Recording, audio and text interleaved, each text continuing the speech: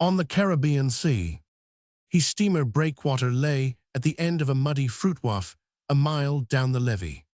She was listed to sail that morning for Central American ports, and we were going with her in search of warm weather and other unusual things. When we left New York, the streets were lined with frozen barricades of snow, upon which the new brooms of a still newer administration had made so little impression that people were using them as an excuse for being late for dinners.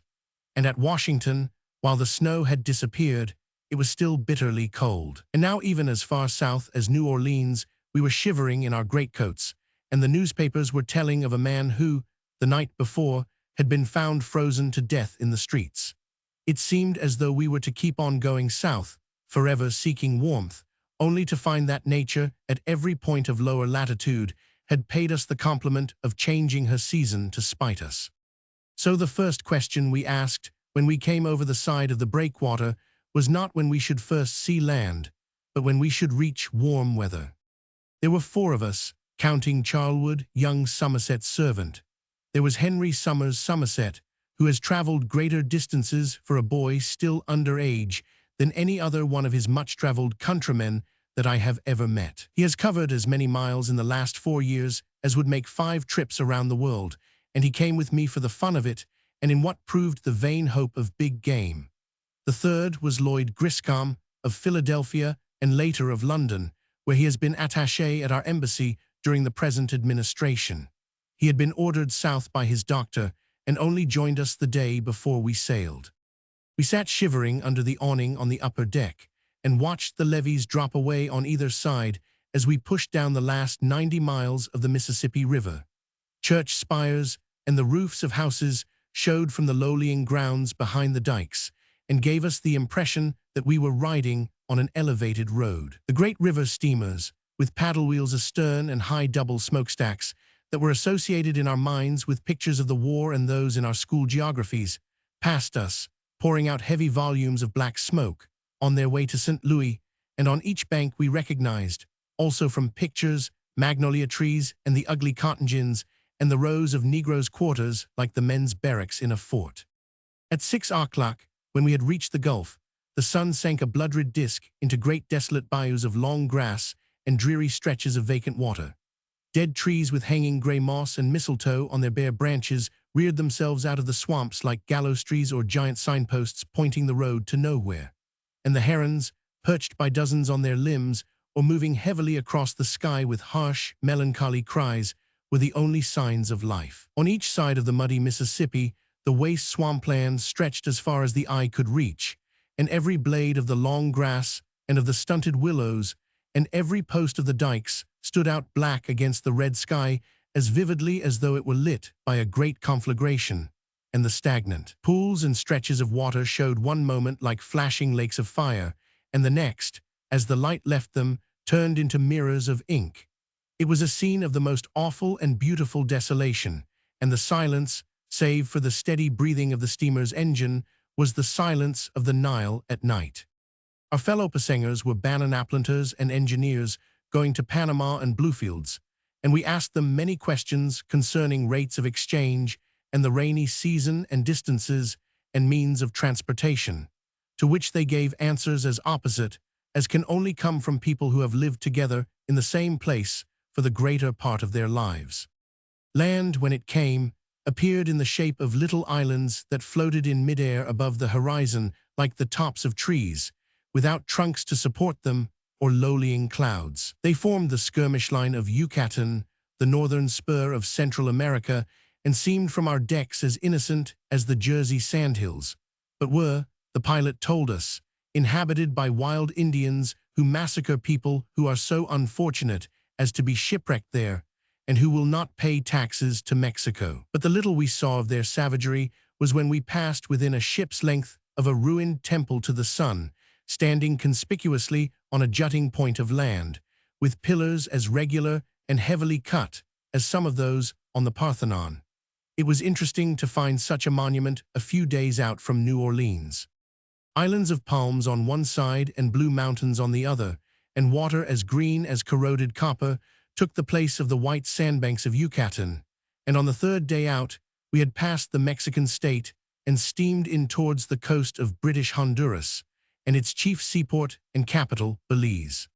British Honduras was formerly owned by Spain, as was all of Central America, and was, on account of its bays and islands, a picturesque refuge for English and other pirates. In the 17th century, English logwood cutters visited the place and obtained a footing, which has been extended since by concessions and by conquest, so that the place is now a British dependency.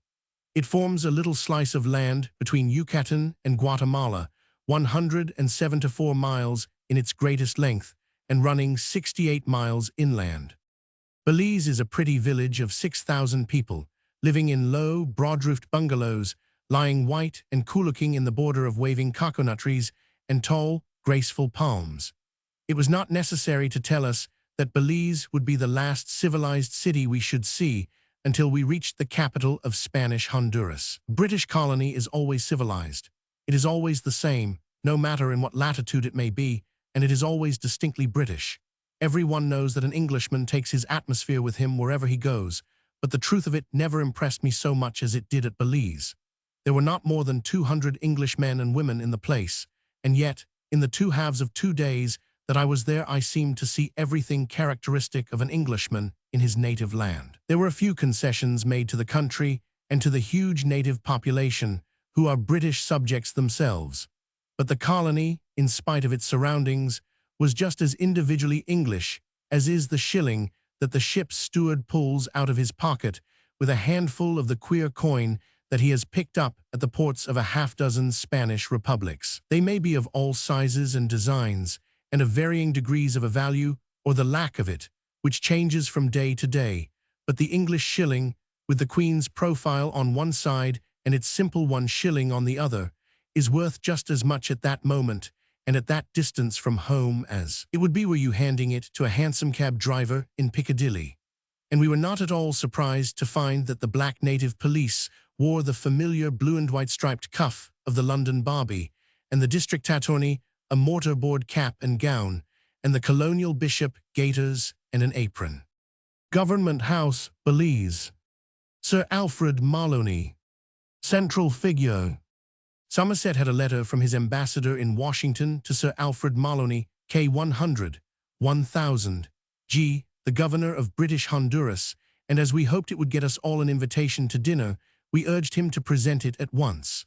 4 days of the ship's steward's bountiful dinners, served at 4 o'clock in the afternoon, had made us anxious for a change both in the hour and the diet. The governor's house at Belize is a very large building, fronting the bay, with one of the finest views from and most refreshing breezes on its veranda that a man could hope to find on a warm day, and there is a proud and haughty sentry at each corner of the grounds and at the main entrance, a fine view of blue waters beyond a green turf terrace covered with cannon and lawn tennis courts, and 4 sentries marching up and down in the hot sun ought to make any man, so it seems to me, content to sit on his porch in the shade and feel glad that he is a governor.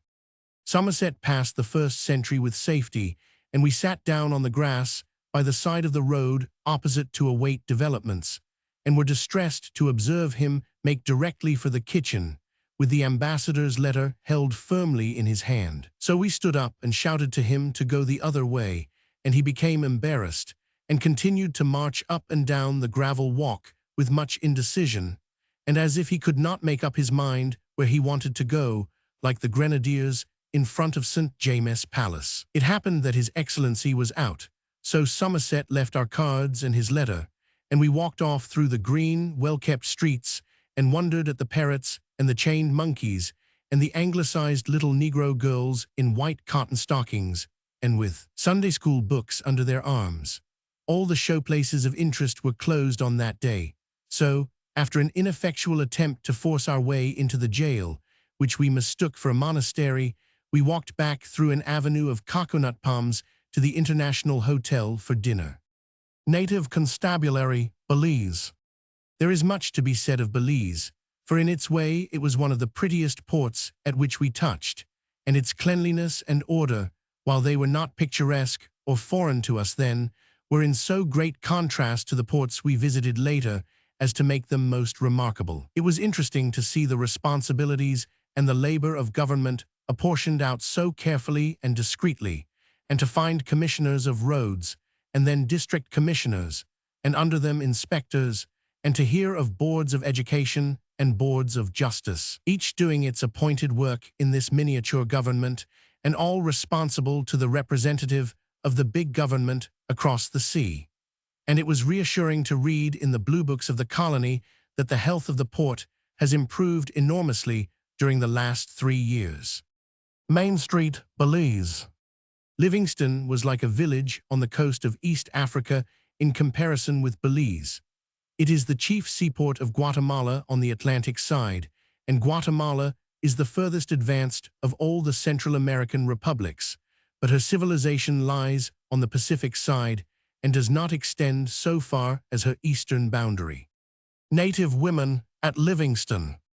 There are two opposite features of landscape in the tropics which are always found: the royal palm, which is one of the most beautiful of things, and the corrugated zinc-roof custom house, which is one of the ugliest. Nature never appears so extravagant or so luxurious as she does in these hot latitudes, but just as soon as she has fashioned a harbor after her own liking, and set it off at her best, so that it is a haven of delight to those who approach it from the sea, civilized man comes along and hammers square walls of zinc together and spoils the beauty of the place forever. The natives, who do not care for customs dues, help nature out with thatch-roofed huts and walls of adobe or yellow cane, or add curved red tiles to the more pretentious houses, and so fill out the picture.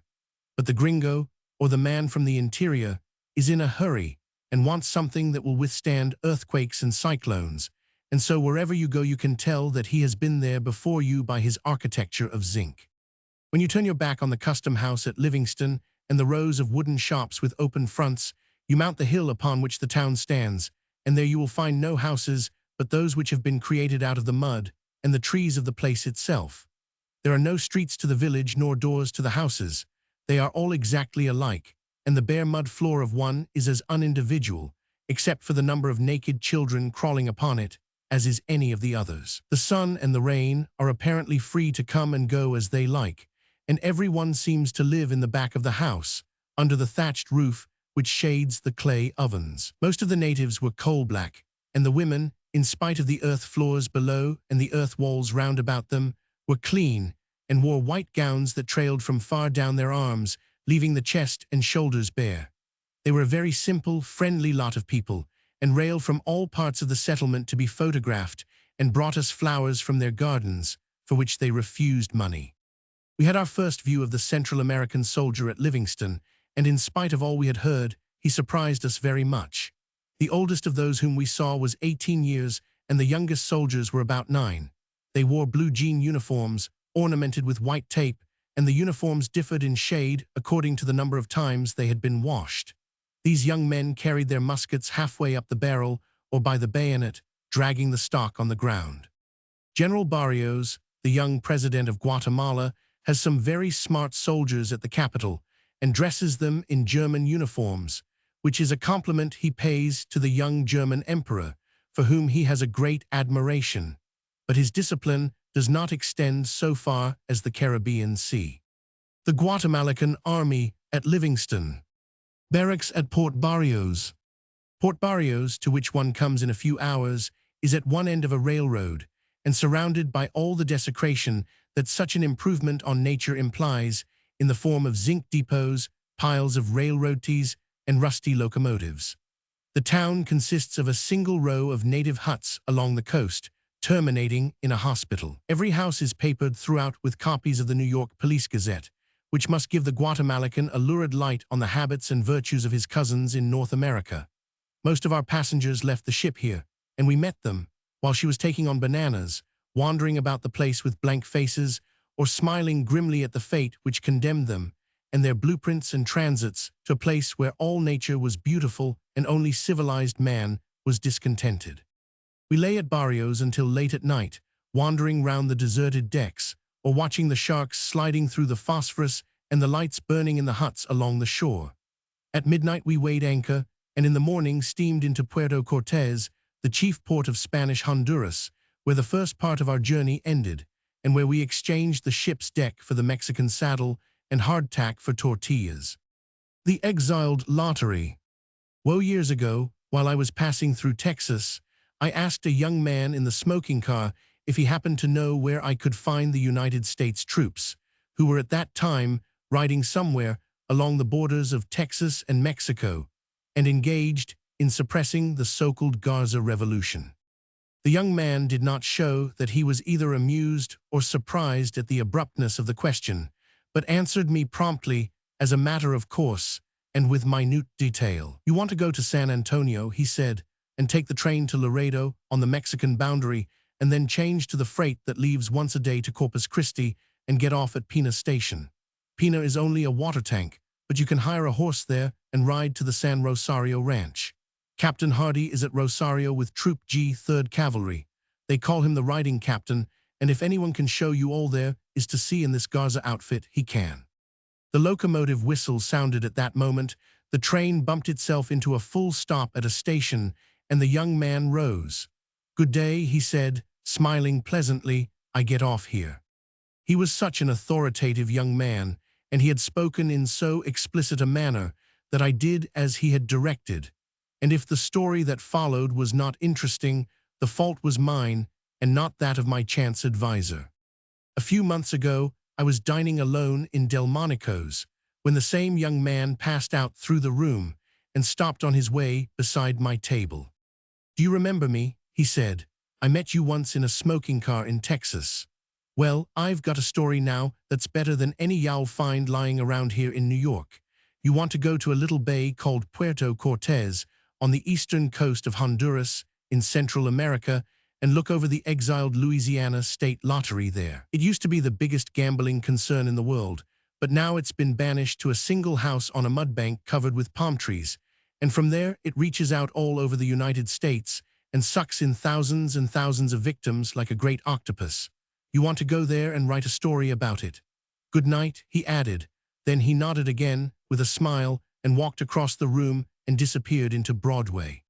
When a man that you have met once in a smoking car interrupts you between courses to suggest that you are wasting your time in New York, and that you ought to go to a coral reef in Central America and write a story of an outlawed lottery, it naturally interests you, even if it does not spoil your dinner. It interested me, at least, so much that I went back to my rooms at once and tried to find Puerto Cortez on the map. And later, when the cold weather set in and the grassplots in Madison Square turned into piled-up islands of snow, surrounded by seas of slippery asphalt, I remembered the palm trees and went south to investigate the exiled lottery. That is how this chapter and this book came to be written.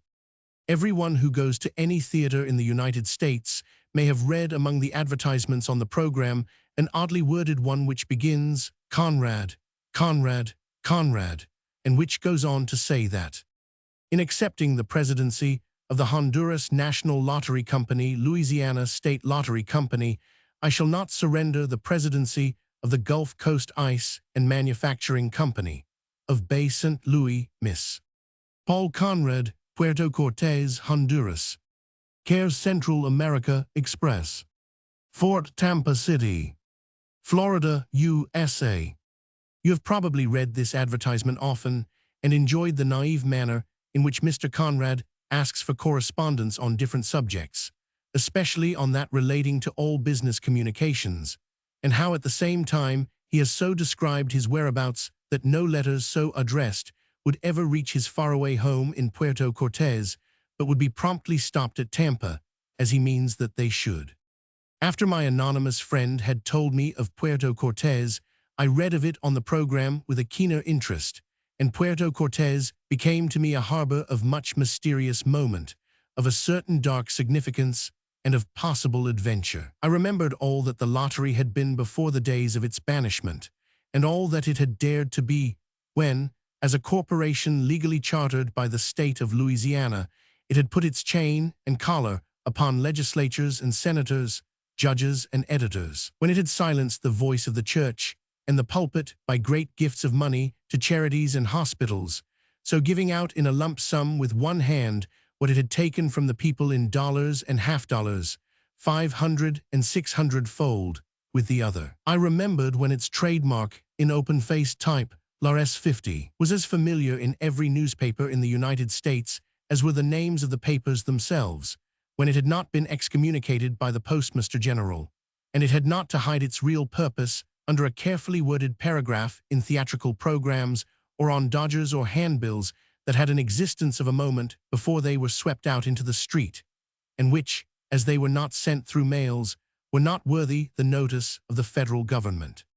It was not so very long ago that it requires any effort to remember it. It is only a few years since the lottery held its drawings freely and with much pomp and circumstance in the Charles Theatre, and Generals Beauregard and Early presided at these ceremonies, selling the names they had made glorious in a lost cause to help a cause which was, for the lottery people at least, distinctly a winning one, for in those days the state lottery cleared above all expenses $7 million a year, and Generals Beauregard and Early drew incomes from it much larger than the government paid to the judges of the Supreme Court and the members of the cabinet who finally declared against the company and drove it into exile.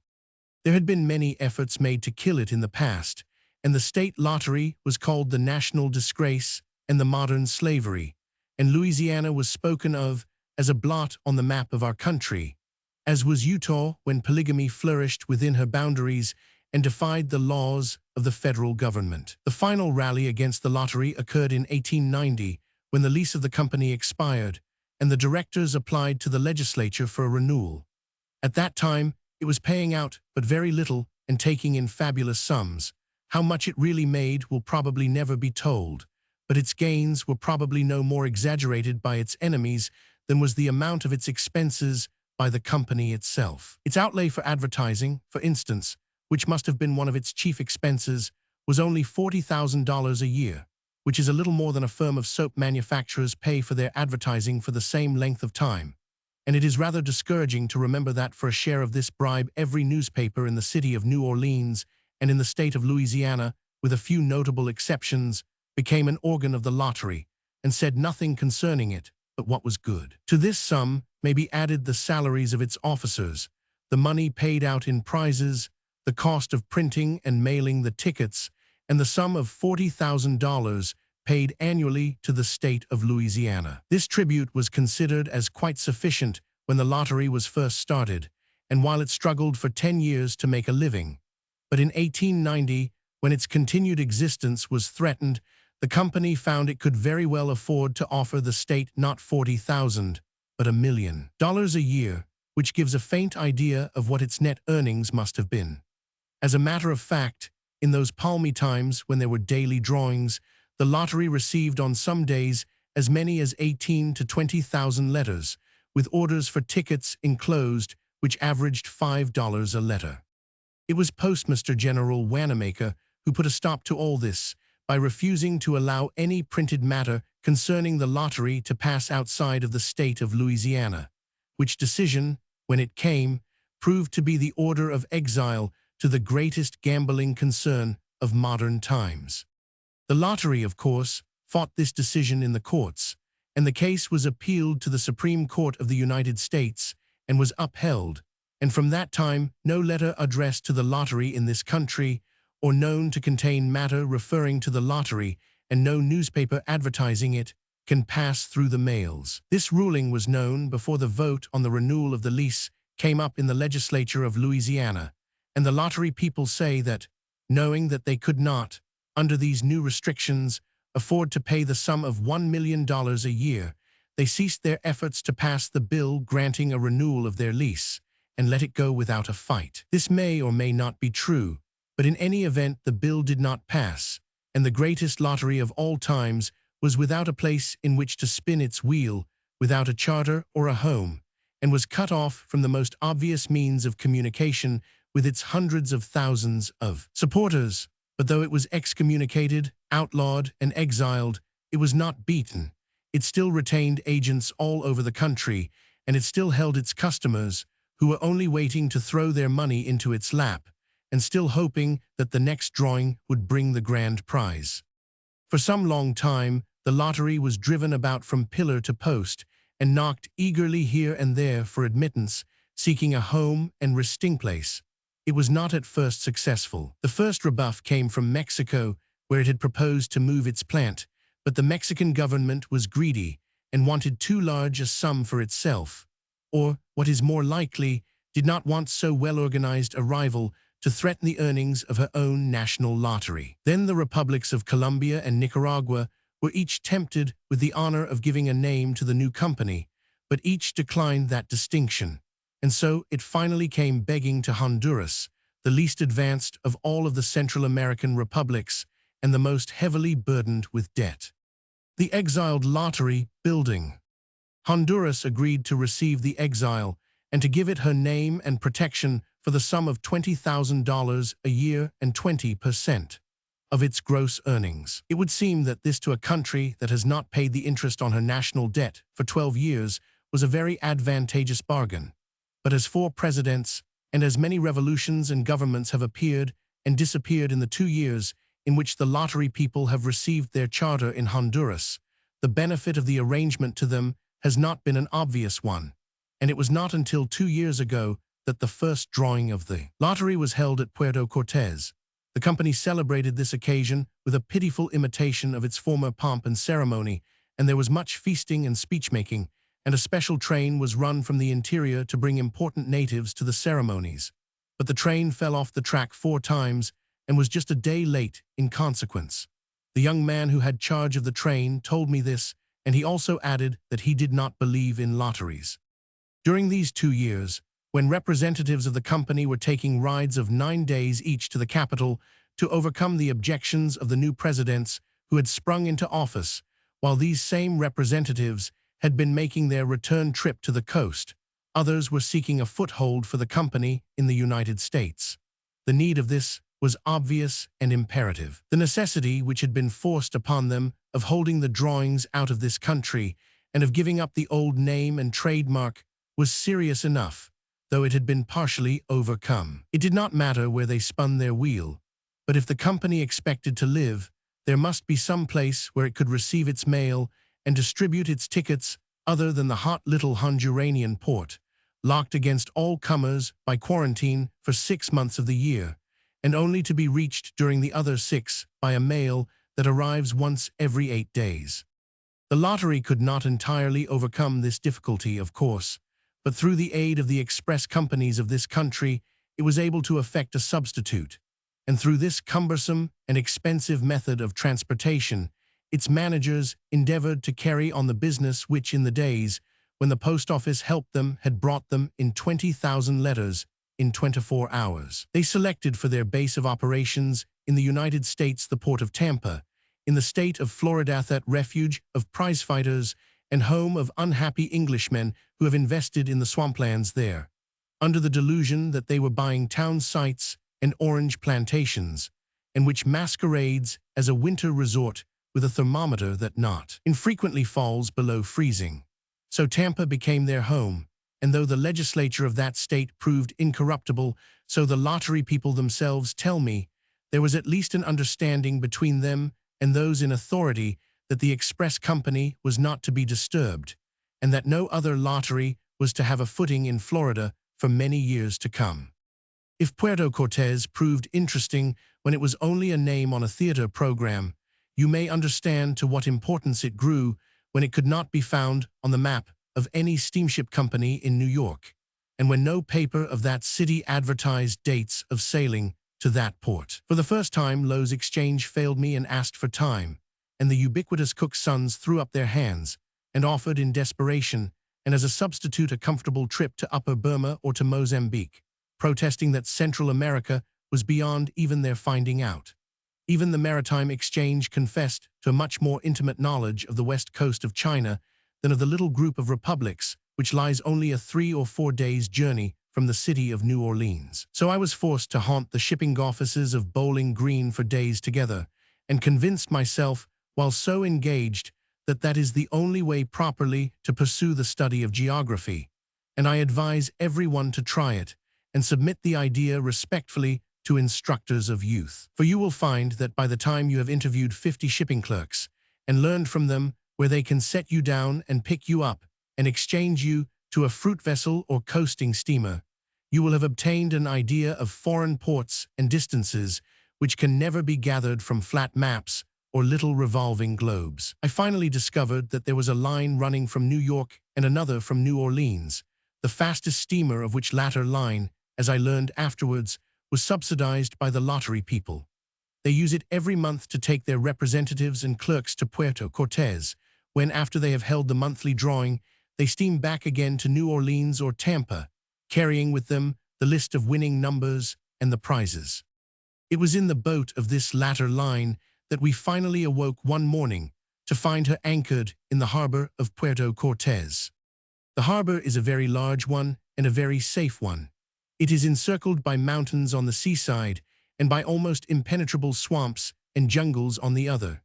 Close around the waters of the bay are bunches and rows of the coconut palm and a village of mud huts covered with thatch. There is also a tin custom house, which includes the railroad office and a commandancia, and this, and the jail or barracks of rotting whitewashed boards, and the half-dozen houses of one story belonging to consuls and shipping agents, are the only other frame buildings in the place, save one. That is a large mansion with broad verandas, painted in colors, and set in a carefully designed garden of rare plants and manaca palms. 2 poles are planted in the garden, one flying the blue and white flag of Honduras, the other with the stripes and stars of the United States. This is the home of the exiled lottery. It is the most pretentious building and the cleanest in the whole Republic of Honduras, from the Caribbean Sea to the Pacific slope. I confess that I was foolish enough to regard this house of magnificent exterior, as I viewed it from the wharf, as seriously as a general observes the ramparts and defenses of the enemy before making his advance. I had taken a 9 days' journey with the single purpose of seeing and getting at the truth concerning this particular building, and whether I was now to be viewed with suspicion and treated as an intruder, whether my object would be guessed at once, and I should be forced to wait on the beach for the next steamer, or whether I would be received with kindness which came from ignorance of my intentions, I could not tell. And while I considered, a black Jamaica Negro decided my movements for me. There was a hotel, he answered doubtfully, but he thought it would be better if Mr. Barros would let me in to try for a room in the lottery building. Mr. Barros sometimes takes boarders, he said, and the lottery building is a fine house, finest house this side Mexico City. He added, encouragingly, that he spoke English very good, and that he had been in London. Sitting on the wide porch of the lottery building was a dark-faced, distinguished-looking little man, a Creole apparently, with white hair and white goatee.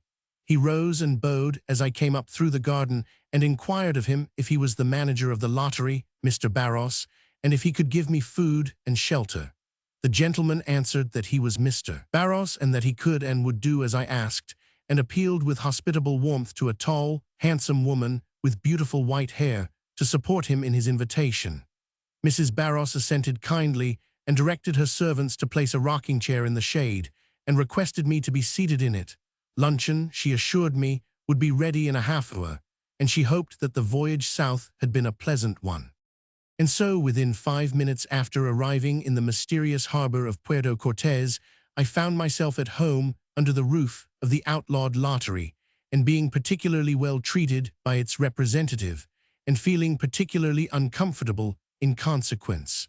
I was heartily sorry that I had not gone to the hotel. And so, after I had been in my room, I took pains to ascertain exactly what my position in the house might be, and whether or not, apart from the courtesy of Mr. Barros and his wife, for which no one could make return, I was on the same free footing that I would have been in a hotel. I was assured that I was regarded as a transient boarder, and that I was a patron rather than a guest.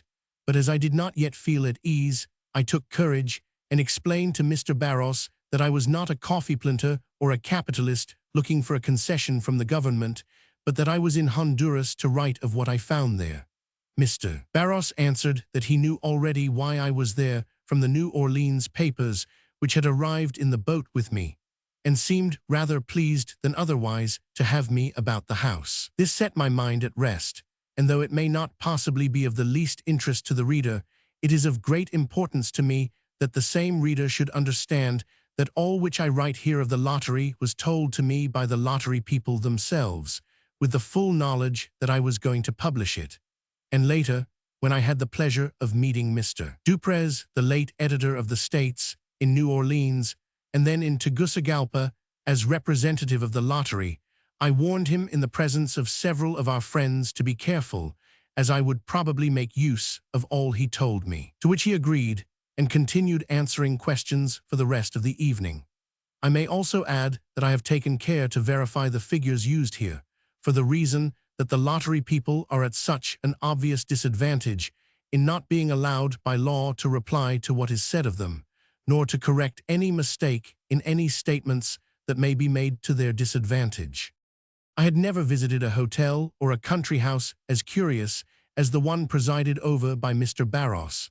It was entirely original in its decoration, unique in its sources of entertainment, and its business office, unlike most business offices, possessed a peculiar fascination. The stationery for the use of the patrons, and on which I wrote to innocent friends in the North, bore the letterhead of the Honduras Lottery Company. The pictures on the walls were framed groups of lottery tickets purchased in the past by Mr. Barros, which had not drawn prizes, and the safe in which the guest might place his valuables contained a large canvas bag sealed with red wax, and holding in prizes for the next drawing $7,000 to $5,000.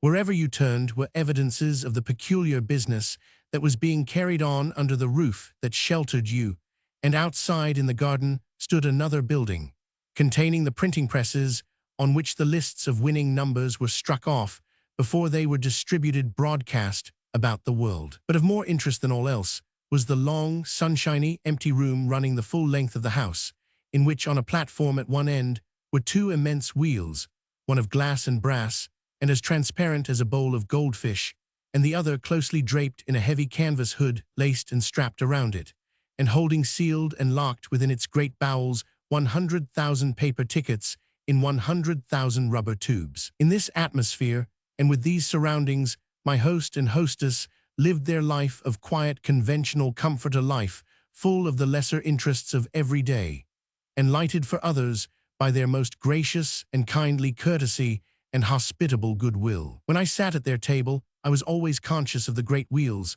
showing through the open door from the room beyond like skeletons in a closet. But it was not so with my host, whose chief concern might be that our glasses should be filled, nor with my hostess, who presided at the head of the table, which means more than sitting there with that dignity and charm which is peculiar to a Southern woman, and which made dining with her an affair of state, and not one of appetite. I had come to see the working of a great gambling scheme, and I had anticipated that there might be some difficulty put in the way of my doing so. But if the lottery plant had been a cider press in an orchard, I could not have been more welcome to examine and to study it and to take it to pieces. It was not so much that they had nothing to conceal, or that now, while they are fighting for existence, they would rather risk being abused than not being mentioned at all. For they can fight abuse. They have had to do that for a long time. It is silence and oblivion that they fear now, the silence that means they are forgotten, that their arrogant glory has departed, that they are only a memory. They can fight those who fight them, but they cannot fight with people who, if they think of them at all, think of them as already dead and buried. It was neither of these reasons that gave me free admittance to the workings of the lottery. It was simply that to Mr. and Mrs. Barros, the lottery was a religion. It was the greatest charitable organization of the age, and the purest philanthropist of modern times could not have more thoroughly believed in his good works than did Mrs. Barros believe that noble and generous benefits were being bestowed on mankind at every turn of the great wheel in her back parlor. This showed itself in the admiration which she shares with her husband for the gentlemen of the company, and their coming once a month is an event of great moment to Mrs. Barros, who must find it dull sometimes, in spite of the great cool house, with its many rooms and broad porches, and gorgeous silk hangings over the beds, and the clean linen and airy sunlit dining room. She is much more interested in telling the news that the gentlemen brought down with them when they last came than in the result of the drawing, and she recalls the compliments they paid her garden, but she cannot remember the number that drew the capital prize. It was interesting to find this big gambling scheme in the hands of two such simple, kindly people, and to see how commonplace it was to them, how much a matter of routine and of habit. They sang its praises if you wished to talk of it, but they were more deeply interested in the lesser affairs of their own household. And at one time, we ceased discussing it to help try on the baby's new boots that had just arrived on the steamer, and patted them on the place where the heel should have been to drive them on the extremities of two waving fat legs. We all admired the tassels which hung from them, and which the baby tried to pull off and put in his mouth. They were bronze boots with black buttons, and the first the baby had ever worn, and the event filled the home of the exiled lottery with intense excitement. In the cool of the afternoon, Mr. Barros sat on the broad porch rocking himself in a big bentwood chair and talked of the Civil War, in which he had taken an active part, with that enthusiasm and detail with which only a Southerner speaks of it, not knowing that to this generation in the North it is history, and something of which one reads in books, and is not a topic of conversation of as fresh interest as the fall of Tammany or the Venezuela boundary dispute. And as we listened, we watched Mrs. Barros moving about among her flowers with a sunshade above her white hair and holding her train in her hand, stopping to cut away a dead branch, or to pluck a rose, or to turn a bud away from the leaves, so that it might feel the sun. And inside, young Barros was going over the letters which had arrived with the morning steamer, emptying out the money that came with them on the table, filing them away, and noting them as carefully and as methodically as a bank clerk, and sealing up, in return, the little green and yellow tickets that were to go out all over the world, and which had been paid for by clerks on small salaries, laboring men of large families, idle good-for-nothings, visionaries, born gamblers and ne'er-do-wells, and that multitude of others of this world who want something for nothing, and who trust that a turn of luck will accomplish for them what they are too listless and faint-hearted and lazy ever to accomplish for themselves. It would be an excellent thing for each of these gamblers if he could look in at the great wheel at Puerto Cortes and see just what 100,000 tickets look like, and what chance his one atom of a ticket has of forcing its way to the top of that great mass at the exact moment that the capital prize rises to the surface in the other wheel. He could have seen it in the old days at the Charles Theatre, and he is as free as is anyone to see it today at Puerto Cortes. But I should think it would be unfortunate for the lottery if any of its customers became too thorough a student of the doctrine of chances. The room in which the drawings are held is about 40 feet long, well lighted by many long, wide windows, and with the stage upon which the wheels stand blocking one end. It is unfurnished, except for the chairs and benches, upon which the natives or any chance or intentional visitors are welcome to sit and to watch the drawing. The larger wheel, which holds, when all the tickets are sold, the hopes of 100,000 people, is about 6 feet in diameter, with sides of heavy glass bound together by a wooden tire 2 feet wide. This tire or rim is made of staves, formed like those of a hogshead, and in it is a door a foot square. After the tickets have been placed in their little rubber jackets and shoveled into the wheel, this door is locked with a padlock, and strips of paper are pasted across it and sealed at each end. And so it remains until the next drawing. 100,000 tickets, in rubber tubes an inch long and a quarter of an inch wide, take up a great deal of space, and make such an appreciable difference in the weight of the wheel that it requires the efforts of 2 men pulling on the handles at either side to even budget. Another man and myself were quite satisfied when we had put our shoulders to it and had succeeded in turning it a foot or 2. But it was interesting to watch the little black tubes with even that slow start go slipping and sliding down over the others, leaving the greater mass undisturbed and packed together at the bottom as a wave sweeps back the upper layer of pebbles on a beach. This wheel was manufactured by Jackson Sharp of Wilmington, Delaware. The other wheel is much smaller and holds the prizes. It was made by John Robinson of Baltimore. Whenever there is a drawing, General W. 50, Cable of Texas, and Colonel 100, J. Viller of Louisiana, who have taken the places of the late General Beauregard and of the late General Early, take their stand at different wheels, General Cable at the large and Colonel Viller at the one holding the prizes. They open the doors, which they had sealed up a month previous, and into each wheel a little Indian girl puts her hand and draws out a tube. The tube holding the ticket is handed to General Cable, and the one holding the prize won is given to Colonel Villa, and they read the numbers aloud, and the amount won 6 times, 3 times in Spanish and 3 times in English, on the principle probably of the man in the play who had only one line, and who spoke that twice, so that the audience will know I am saying it. The 2 tickets are then handed to young Barros, who fastens them together with a rubber band and throws them into a basket for further reference. 3 clerks with duplicate books keep tally of the numbers and of the prizes won. The drawing begins generally at 6 in the morning and lasts until 10, and then, everybody having been made rich, the philanthropists and generals and colonels and Indian girls and, let us hope, the men who turn the wheel go into breakfast. So far as I could see, the drawings are conducted with fairness. But with only 34 prizes and 100,000 tickets, the chances are so infinitesimal and the advantage to the company so enormous that honesty in manipulating the wheel ceases to be a virtue and becomes the lottery's only advertisement. The iguanas of Honduras. Even the keeper of a roulette wheel has too much self-respect to continue turning when there is only one man playing against the table.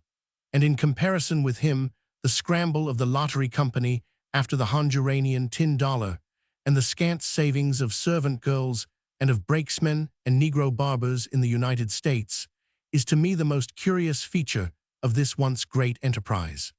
What a contrast it makes with those other days, when the Charles Theatre was filled from boxes to gallery with the flower of Southern chivalry and beauty, when the band played, and the major generals proclaimed the result of the drawings. It is hard to take the lottery seriously, for the day when it was worthy of abuse has passed away. And indeed, there are few men or measures so important as to deserve abuse, while there is no measure, if it be for good, so insignificant that it is not deserving the exertion of a good word or a line of praise and gratitude.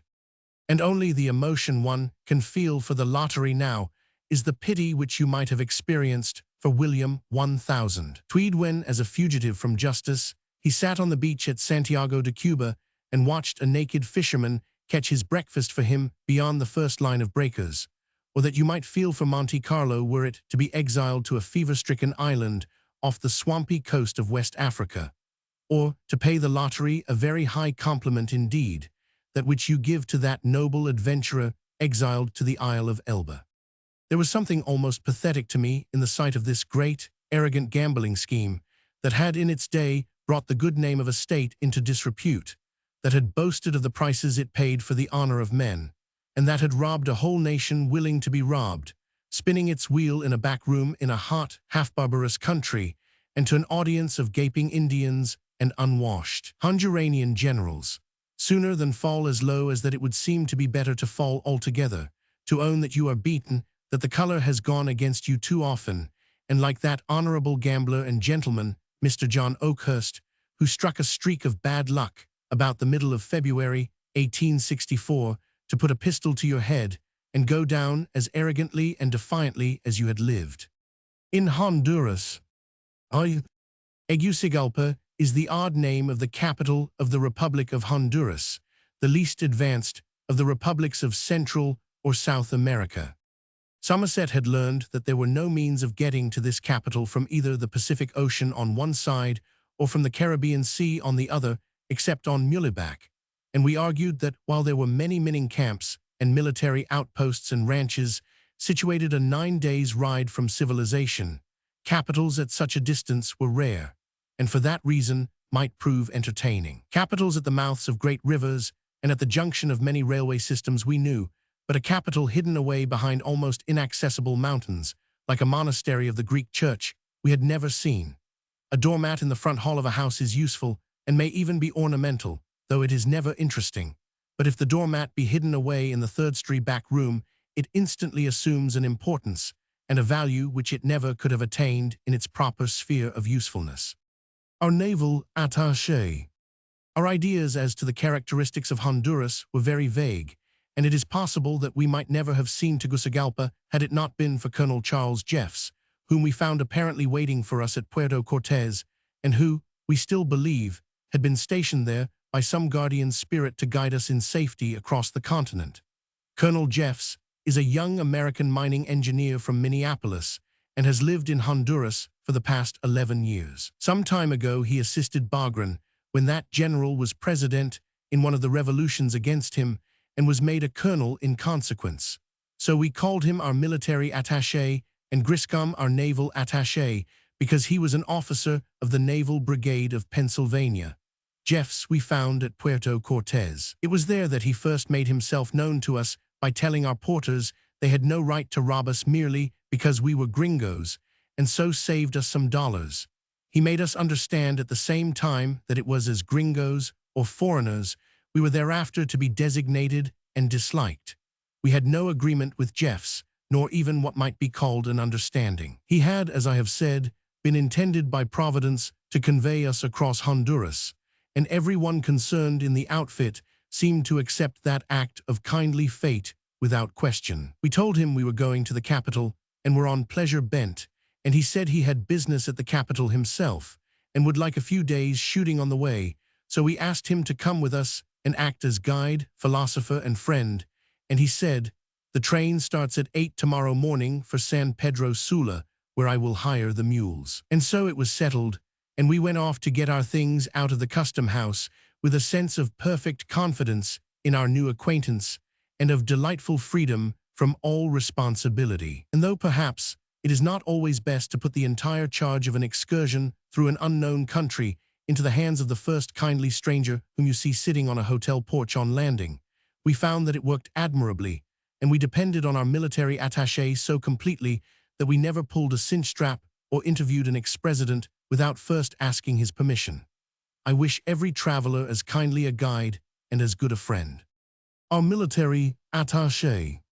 The train to San Pedro Sula was made up of a rusty engine and 3 little cars, with no glass in the windows, and with seats too wide for one person and not at all large enough for 2. The natives made a great expedition of this journey and piled the cramped seats with bananas and tortillas and old bottles filled with drinking water.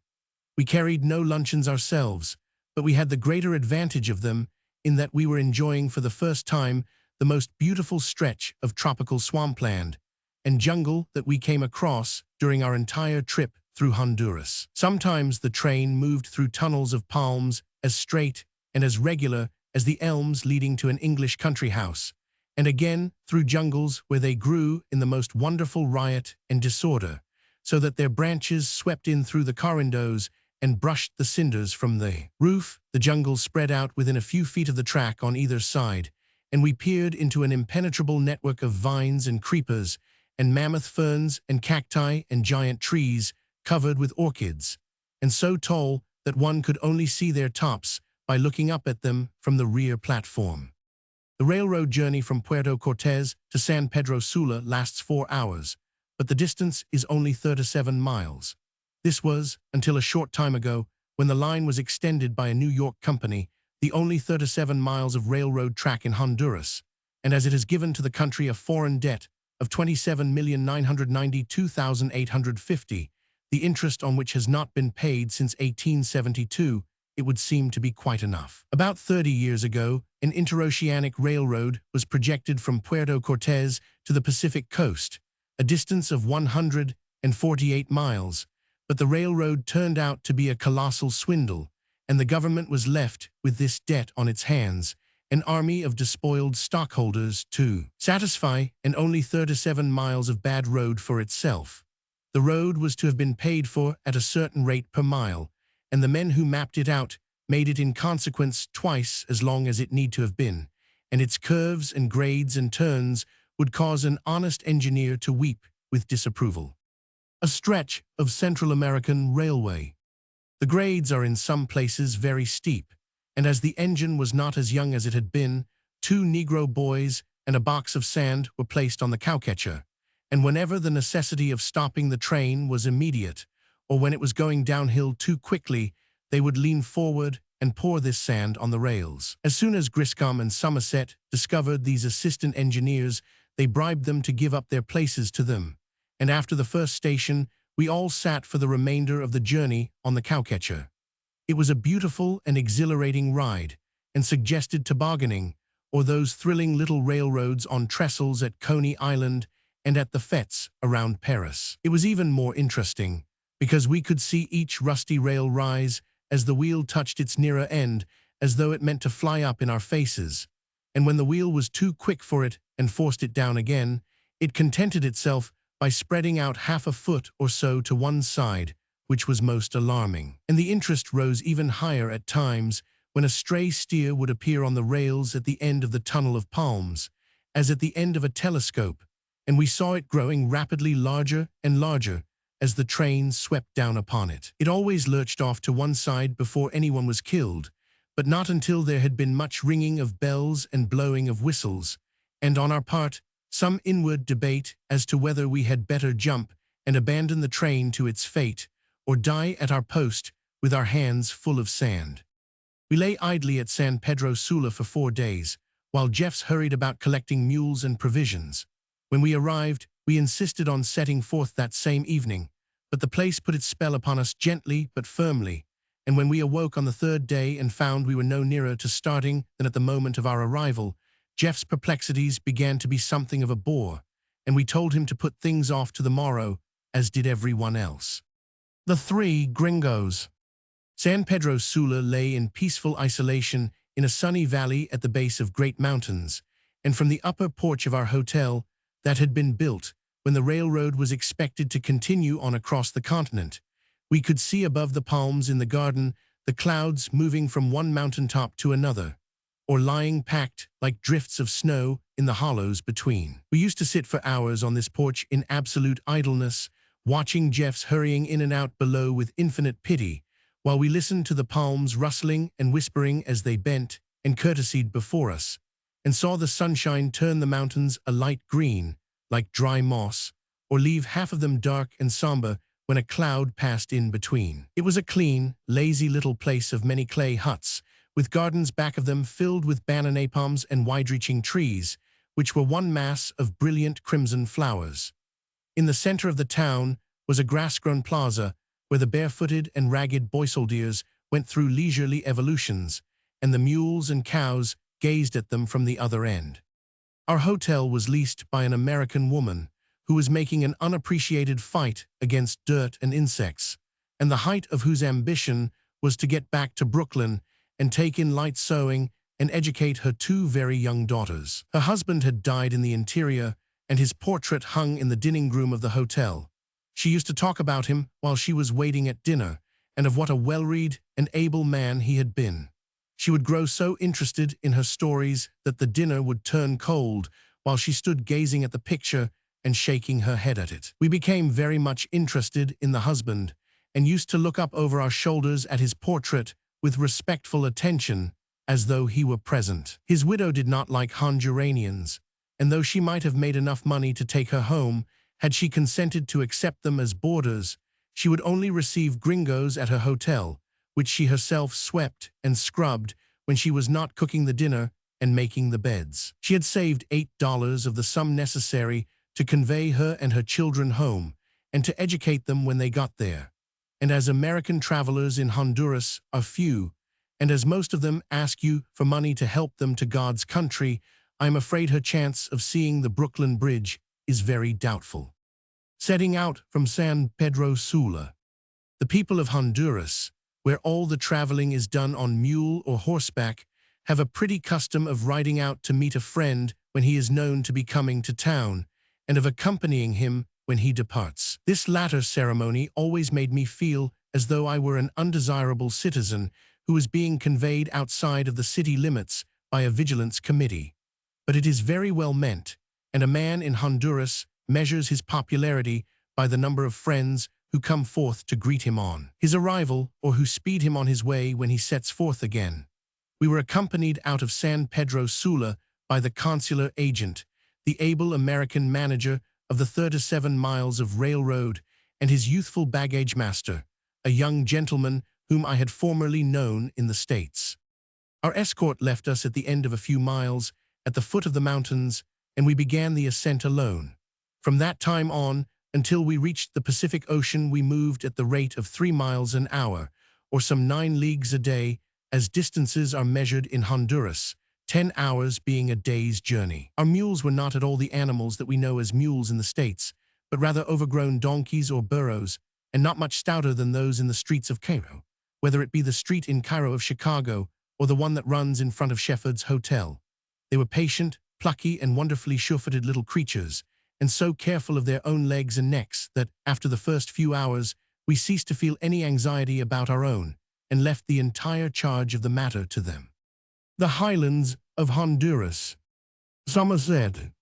Early in the afternoon of the day of our setting forth, we saw for the last time the thatched roofs of San Pedro Sula, like a bare spot in the great green plain hundreds of feet below us, and then we passed through the clouds we had watched from the town itself, and bade the eastern coast of Honduras a final farewell. The trail we followed was so rough and uncertain that at first I conceived a very poor opinion of the Honduranians for not having improved it, but as we continued scrambling upward, I admired them for moving about at all under such conditions. After all, we who had chosen to take this road through curiosity had certainly no right to complain of what was to the natives their only means of communication with the Atlantic seaboard. It is interesting to think of a country absolutely and entirely dependent on such thoroughfares for every necessity of life. For whether it be a postal card or a piano, or a bale of cotton, or a box of matches, it must be brought to Tegucigalpa on the back of a mule or on the shoulders of a man, who must slip and slide and scramble either over this trail or the one on the western coast. Sometimes this highroad of commerce was cut through the living rock in steps as even and sharp as those in front of a brownstone house on Fifth Avenue, and so narrow that we had to draw up our knees to keep them from being scratched and cut on the rough walls of the passageway, and again it led through jungle so dense that if one wandered 3 yards from the trail, he could not have found his way back again. But this danger was not imminent, as no one could go that far from the trail without having first hacked and cut his way there. It was not always so difficult. At times we came out into bare open spaces and rode up the dry bed of a mountain stream and felt the full force of the sun, or again it led along a ledge of rock 2 feet wide at the edge of a precipice, and we were fanned with cool, damp breaths from the pit 1,000 feet below, where the sun had never penetrated, and where the moss and fern of centuries grew in a thick, dark tangle. A drawer of water. We were equally dependent upon the natives for our food. We carried breakfast bacon and condensed milk and sardines and bread with us, and to these we were generally able to add, at least once a day, coffee and eggs and beans. The national bread is the tortilla. It is made of cornmeal, patted into the shape of a buckwheat cake between the palms of the hands and then baked. They were generally given to us cold in a huge pile and were burned on both sides but untouched by heat in the center. The coffee was always excellent, as it should have been, for the Honduranian coffee is as fine as any grown in Central America, and we never had too much of it, but of eggs and black beans there was no end. The black bean habit in Honduras is very general. They gave them to us 3 times a day, sometimes cold and sometimes hot, sometimes with bacon and sometimes alone. They were frequently served to us in the shape of sandwiches between tortillas, and again in the form of pudding with chopped-up goat's meat. At first, and when they were served hot, I used to think them delicious. That seems very long ago now. When I was at Johnstown at the time of the flood, there was a soda cracker with jam inside, which was served out to the correspondents in place of bread. And even now, if it became a question of my having to subsist on those crackers and the black beans of Central America, or starve, I am sure I should starve, and by preference. We were naturally embarrassed at first when we walked into strange huts, but the owners seemed to take such invasions with apathy and as a matter of course, and were neither glad to see us when we came, nor relieved when we departed. They asked various prices for what they gave us, about twice as much as they would have asked a native for the same service. At least, so Jeffs told us. But as our bill never amounted to more than 50 cents apiece for supper, lodging, and a breakfast the next morning, they cannot be said to have robbed us. While the woman at the first place at which we stopped boiled the eggs, her husband industriously whittled a lot of sharp little sticks, which he distributed among us, and the use of which we could not imagine, until we were told we were expected to spike holes in the eggs with them, and then suck out the meat. We did not make a success of this, and our prejudice against eating eggs after that fashion was such that we were particular to ask to have them fried during the rest of our trip. This was the only occasion when I saw a Honduranian husband help his wife to work. After our breakfast on the top of the mountain, we began its descent on the other side. This was much harder on the mules than the climbing had been, and they stepped even more slowly, and so gave us many opportunities to look out over the tops of trees and observe with some misgivings the efforts of the man in front to balance the mule by lying flat on its hindquarters. The temptation at such times to sit upright and see into what depths you were going next was very great. We struck a level trail about 6 in the evening, and the mules were so delighted at this that they started off of their own accord at a gallop, and were further encouraged by our calling them by the names of different Spanish generals. This inspired them to such a degree that we had to change their names to Bob Ingersoll or Senator Hill, or others to the same effect, at which they grew discouraged and drooped perceptibly. We slept that night at a ranch called La Pieta, belonging to Dr. Miguel Pazo, where we experimented for the first time with our hammocks, and tried to grow accustomed to going to bed under the eyes of a large household of Indian maidens, mozos, and cowboys. There are men who will tell you that they like to sleep in a hammock, just as there are men who will tell you that they like the sea best when it is rough, and that they are happiest when the ship is throwing them against the sides and superstructure, and when they cannot sit still without bracing their legs against tables and stanchions. I always want to ask such men if they would prefer land in a state of perpetual earthquake or in its normal condition of steadiness, and I have always been delighted to hear sea captains declare themselves best pleased with a level keel, and the chance it gives them to go about their work without having to hang on to handrails. And I had a feeling of equal satisfaction when I saw as many sailors as could find room sleeping on the hard deck of a man-of-war at Colon, in preference to suspending themselves in hammocks, which were swinging empty over their heads. The hammock keeps a man at an angle of 4 to 5 degrees, with the weight of both his legs and his body on the base of the spinal column, which gets no rest in consequence. The hammock is, however, almost universally used in Honduras, and is a necessity there on account of the insects and ants and other beasts that climb up the legs of cots and inhabit the land. But the cots of bullhide stretched on ropes are, in spite of the insects, greatly to be preferred. They are at least flat, and one can lie on them without having his legs 3 feet higher than his head.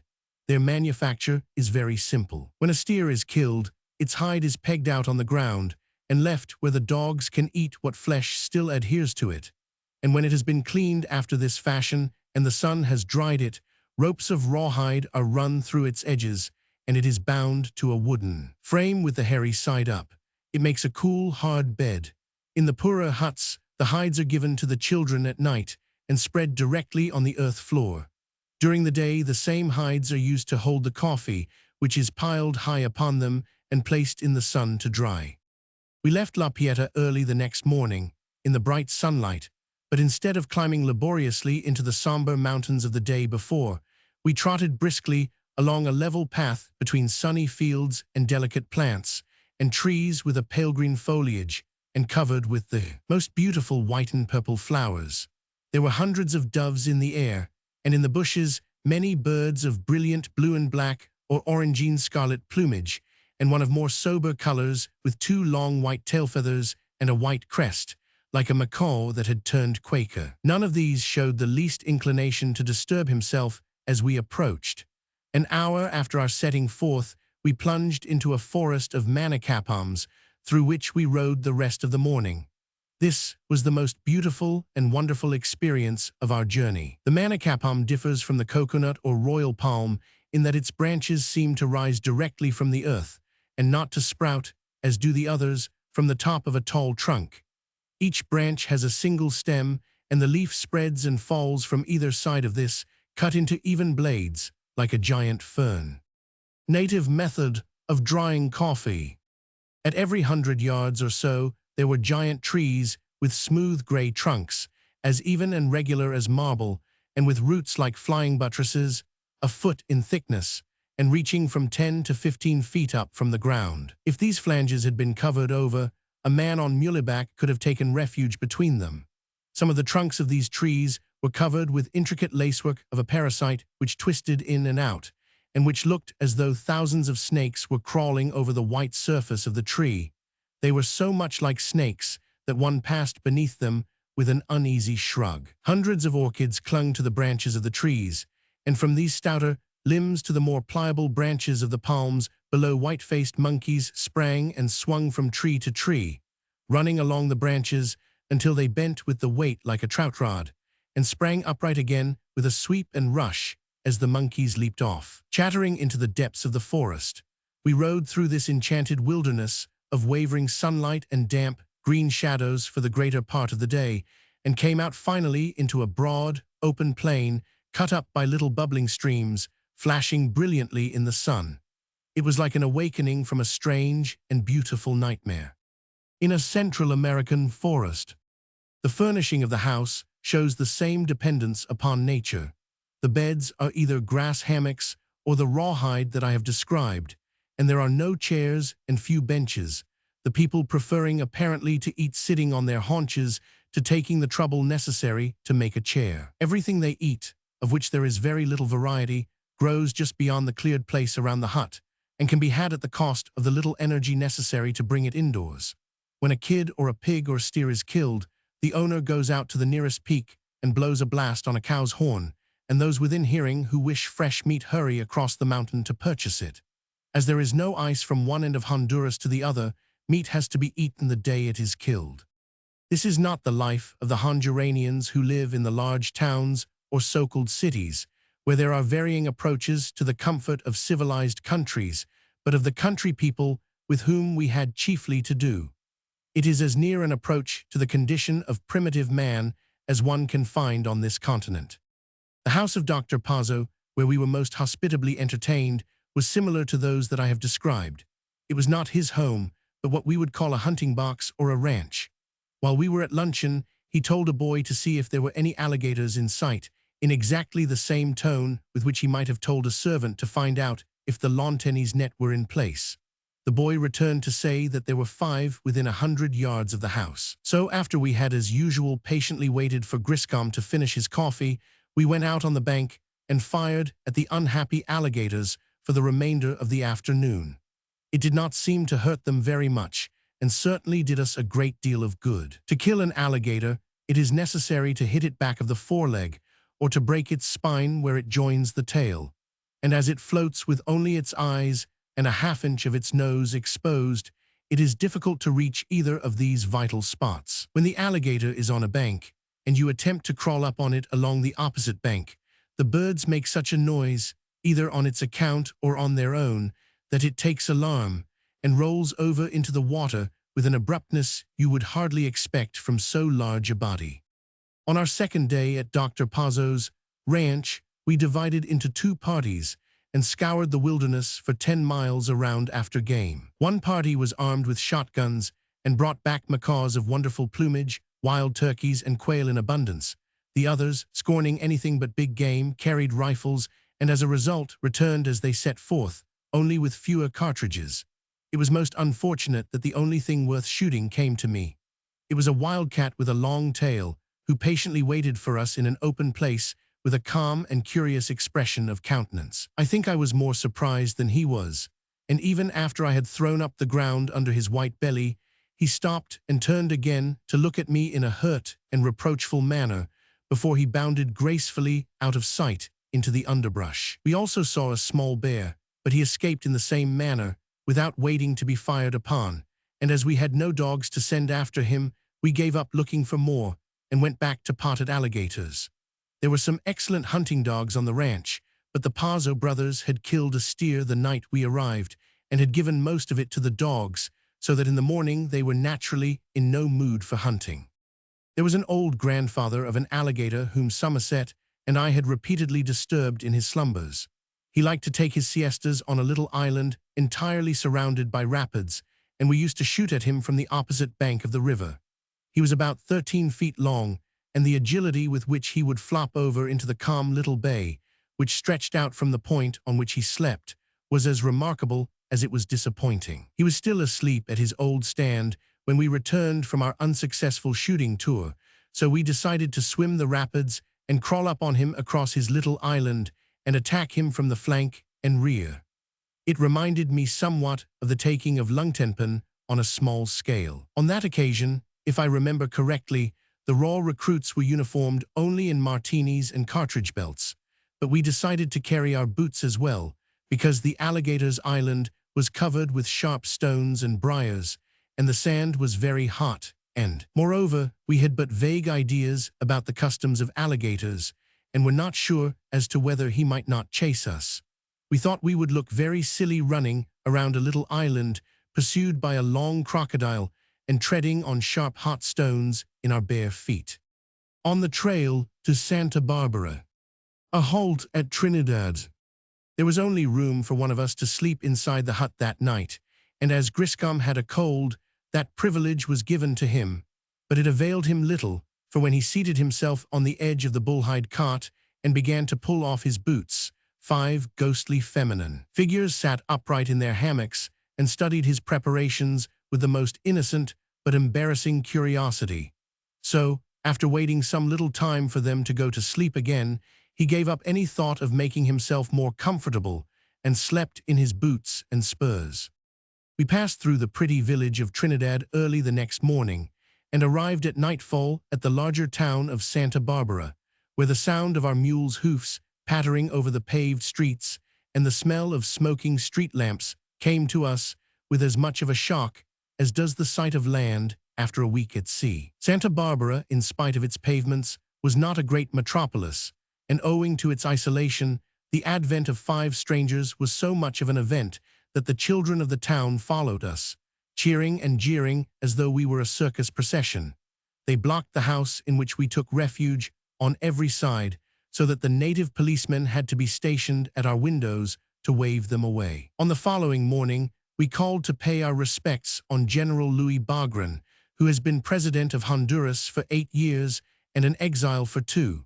He died a few months after our visit. He was a very handsome man, with a fine presence and with great dignity of manner, and he gave us an audience exactly as though he were a dethroned monarch, and we loyal subjects come to pay him homage in his loneliness. I asked him what he regarded as the best work of his administration, and after thinking a while he answered, "Peace for 8 years, which was rather happy, when you consider that in the 3 years since he had left office, there have been 4 presidents and 2 long and serious revolutions, and when we were in the capital, the people seemed to think it was about time to begin on another."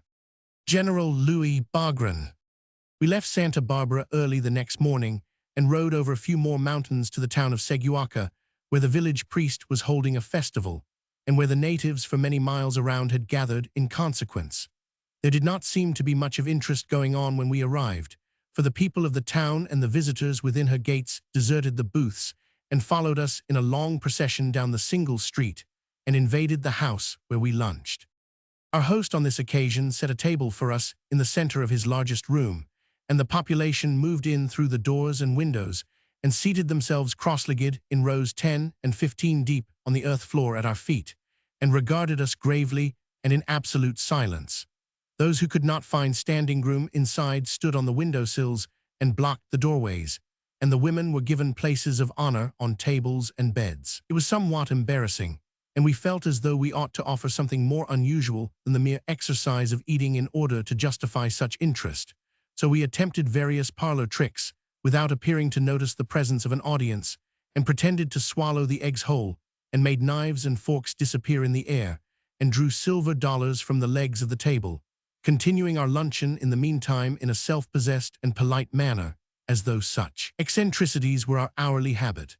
We could see the audience, out of the corner of our eyes, leaning forward with their eyes and mouths wide open, and were so encouraged that we called up some of the boys and drew watches and dollars out of their heads, after which they retired into corners and ransacked their scantily clad persons for more.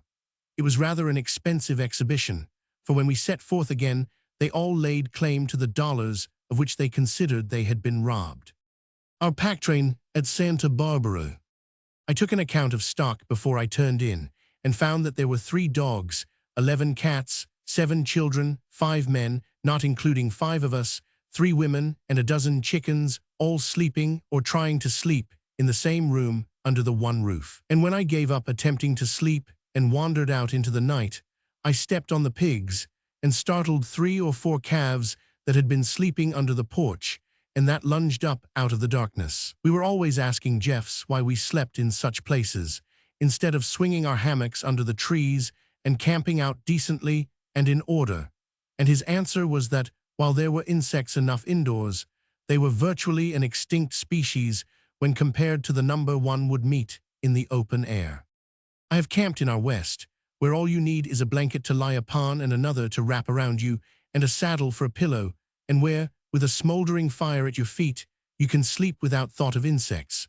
But there is nothing green that grows in Honduras that is not saturated and alive with bugs and all manner of things that creep and crawl and sting and bite. It transcends mere discomfort. It is an absolute curse to the country and to everyone in it, and it would be as absurd to write of Honduras without dwelling on the insects, as of the west coast of Africa without speaking of the fever. You cannot sit on the grass or on a fallen tree or walk under an upright one or through the bushes without hundreds of some sort of animal or other attaching themselves to your clothing or to your person. And if you get down from your mule to take a shot at something in the bushes and walk but 20 feet into them, you have to be beaten with brushes and rods when you come out again as vigorously as though you were a dusty carpet. There will be sometimes as many as 100 insects under one leaf, and after they have once laid their claws upon you, your life is a mockery, and you feel at night as though you were sleeping in a bed with red pepper. The mules have even a harder time of it, for, as if they did not suffer enough in the day, they are in constant danger at night from vampires, which fasten themselves to the neck and suck out the blood, leaving them so weak that often, when we came to saddle them in the morning, they would stagger and almost fall. Sometimes the side of their head and shoulders would be wet with their own blood. I never heard of a vampire attacking a man in that country, but the fact that they are in the air does not make one sleep any the sounder.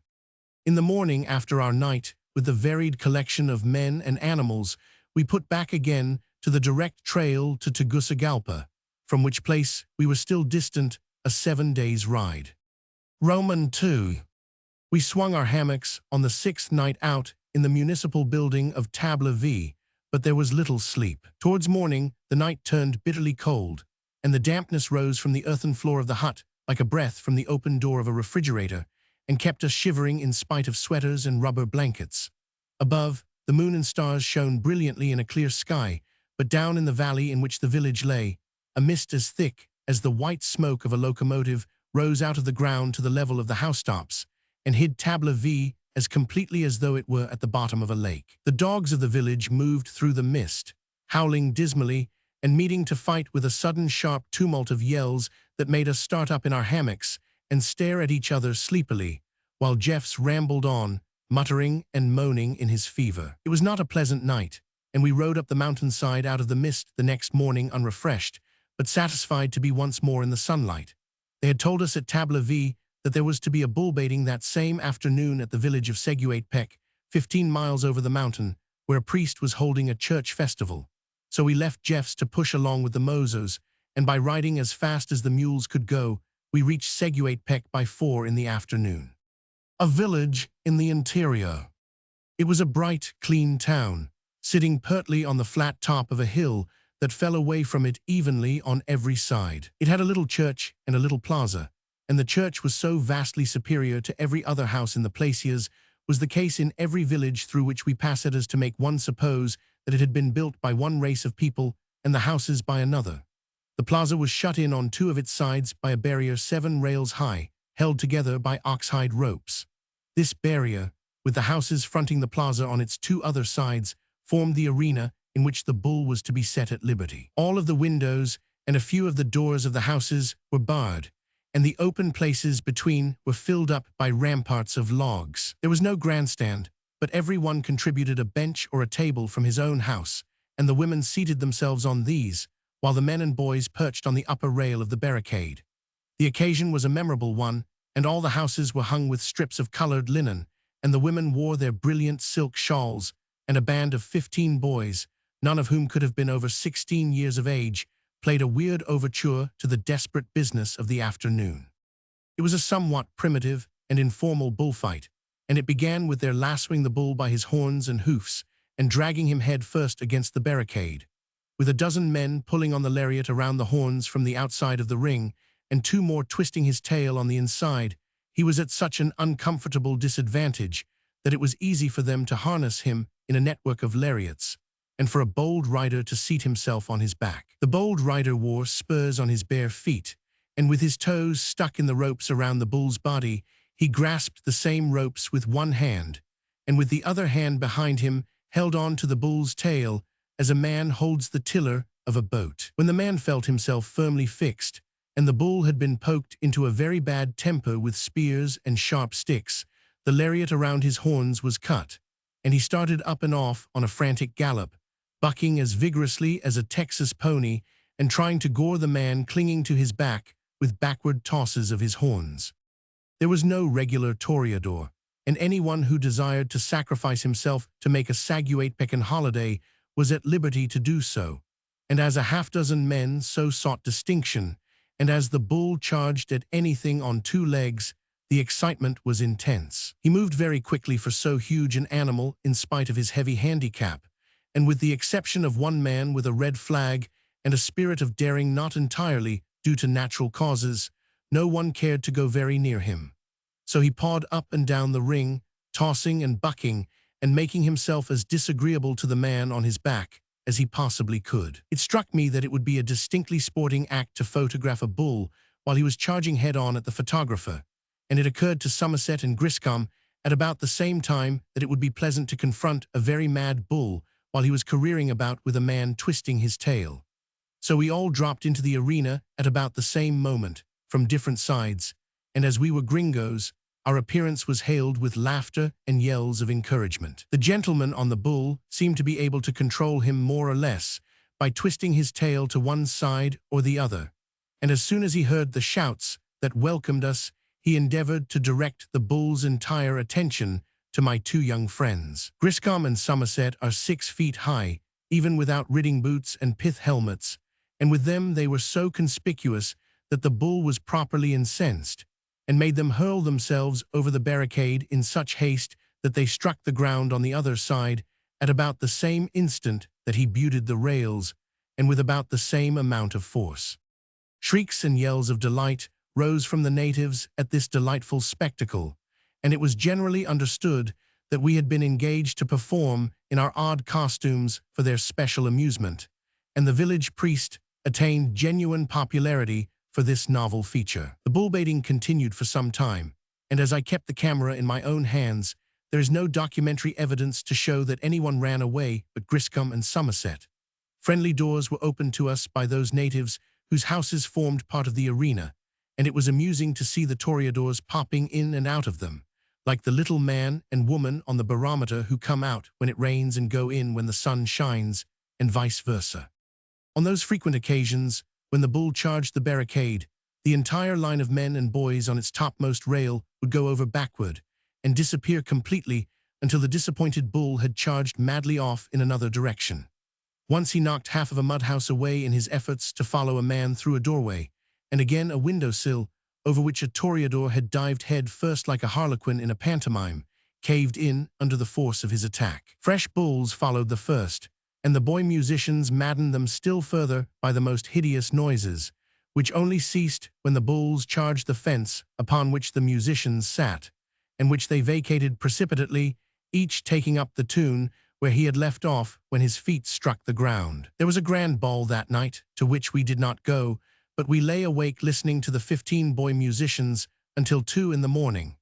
It was an odd, eerie sort of music, in which the pipings of the reed instruments predominated, but it was very beautiful and very much like the music of the Hungarian gypsies in making little thrills chase up and down over one's nervous system.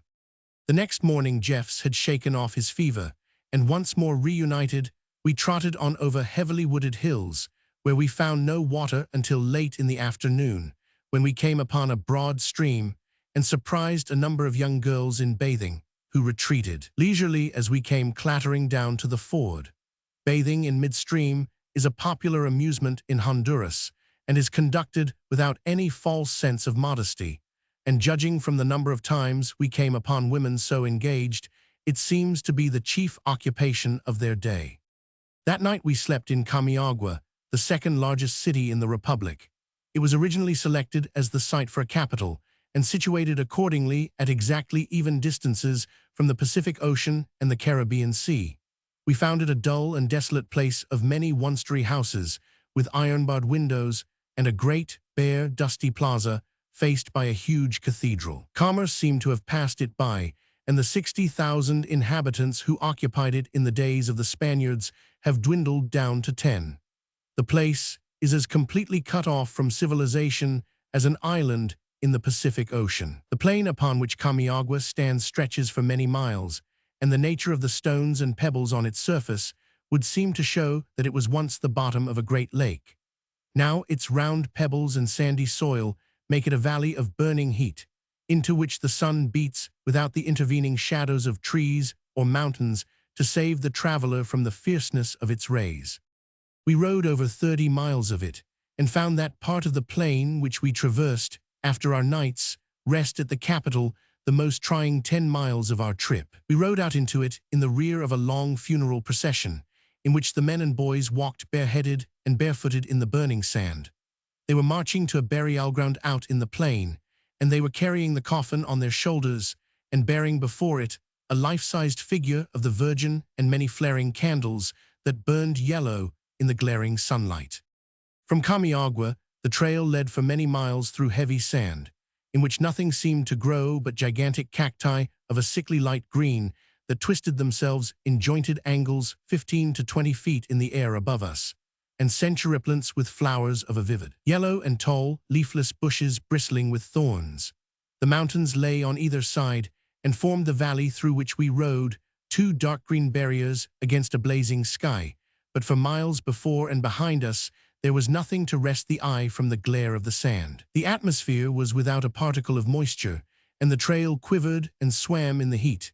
If you placed your hand on the leather pommel of your saddle, it burned the flesh like a plate of hot brass, and 10 minutes after we had dipped our helmets in water they were baked as dry as when they had first come from the shop. The rays of the sun seemed to beat up at you from below as well as from above, and we gasped and panted as we rode, dodging and ducking our heads as though the sun was something alive and active that struck at us as we passed by. If you dared to look up at the sky, its brilliancy blinded you as though someone had flashed a mirror in your eyes. We lunched at a village of 10 huts planted defiantly in the open plain, and as little protected from the sun as a row of bricks in a brickyard, but by lying between two of them, we found a draught of hot air and shade, and so rested for an hour. Our trail after that led over a mile or two of red hematite ore, which suggested a ride in a rolling mill with the roof taken away, and with the sun beating into the four walls and the air filled with iron dust. 2 hours later, we came to a canon of white chalk, in which the government had cut stepping places for the hoofs of the mules. The white glare in this valley was absolutely blinding, and the atmosphere was that of a lime kiln. We showed several colors after this ride, with layers of sand and clay, and particles of red ore and powdering of white chalk over all.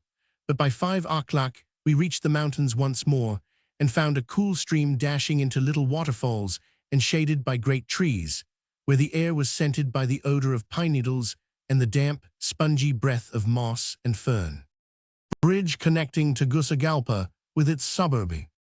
These complaints inspired Jeffs to play a trick upon us, which was meant in a kindly spirit, and by which he intended to furnish us with a moment's excitement, and to make us believe that we had been in touch with danger. There are occasional brigands in Central America, and their favorite hunting ground in Honduras is within a few miles of Tegucigalpa, along the trail from the eastern coast over which we were then passing.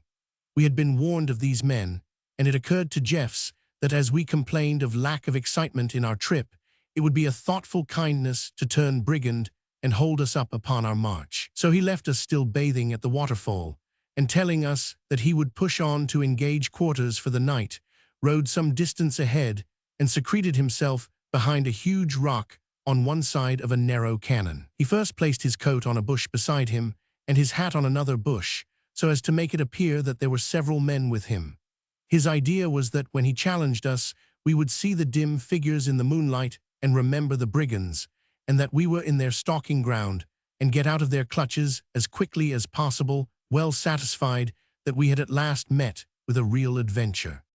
We reached his ambuscade about 7. Somerset was riding in advance, reciting the Walrus and the Carpenter, while we were correcting him when he went wrong, and gazing unconcernedly and happily at the cool moonlight as it came through the trees, when we were suddenly startled by a yell and an order to halt in Spanish and a rapid fusillade of pistol shots. We could distinguish nothing but what was apparently the figures of 3 men crouching on the hillside and the flashes of their revolvers, so we all fell off our mules and began banging away at them with our rifles, while the mules scampered off down the mountain. This was not as Jeffs had planned it, and he had to rearrange matters very rapidly. Bullets were cutting away twigs all over the hillside and splashing on the rock behind which he was now lying, and though he might have known we could not hit him, he was afraid of a stray bullet. So he yelled at us in English and called us by name, until we finally discovered we had been grossly deceived and imposed upon, and that our adventure was a very unsatisfactory practical joke for all concerned. It took us a long time to round up the mules, and we reached our sleeping place in grim silence and with our desire for danger still unsatisfied. Bird's-eye view of Tegucigalpa. The Bank of Honduras. The telegraph wire which extends across Honduras, swinging from trees and piercing long stretches of palm and jungle, had warned the foreign residents of the coming of Jeffs, and some of them rode out to make us welcome. Their greeting, and the sight of paved streets, and the passing of a band of music, and a guard of soldiers in shoes and real uniform, seemed to promise much entertainment and possible comfort. But the hotel was a rude shock. We had sent word that we were coming, and we had looked forward eagerly to our first night in a level bed under clean linen. But when we arrived, we were offered the choice of a room just vacated by a very ill man who had left all of his medicines behind him, so that the place was unpleasantly suggestive of a hospital or a very small room in which there were 3 cots and a layer of dirt over all so thick that I wrote my name with the finger of my riding glove on the centre table. The son of the proprietor saw this, and being a kindly person and well-disposed, dipped his arm in water and proceeded to rub it over the top of the table, using his sleeve as a wash-rag. So after that, we gave up expecting anything pleasant, and were in consequence delightfully surprised when we came upon anything that savored of civilization. Tegucigalpa has an annex which lies on the opposite side of the river, and which is to the capital what Brooklyn is to New York. The river is not very wide nor very deep, and its course is impeded by broad, flat rocks. The washerwomen of the 2 towns stand beside these all day knee-deep in the eddies and beat the stones with their twisted clubs of linen, so that their echo sounds above the roar of the river like the banging of shutters in the wind or the reports of pistols. This is the only suggestion of energy that the town furnishes.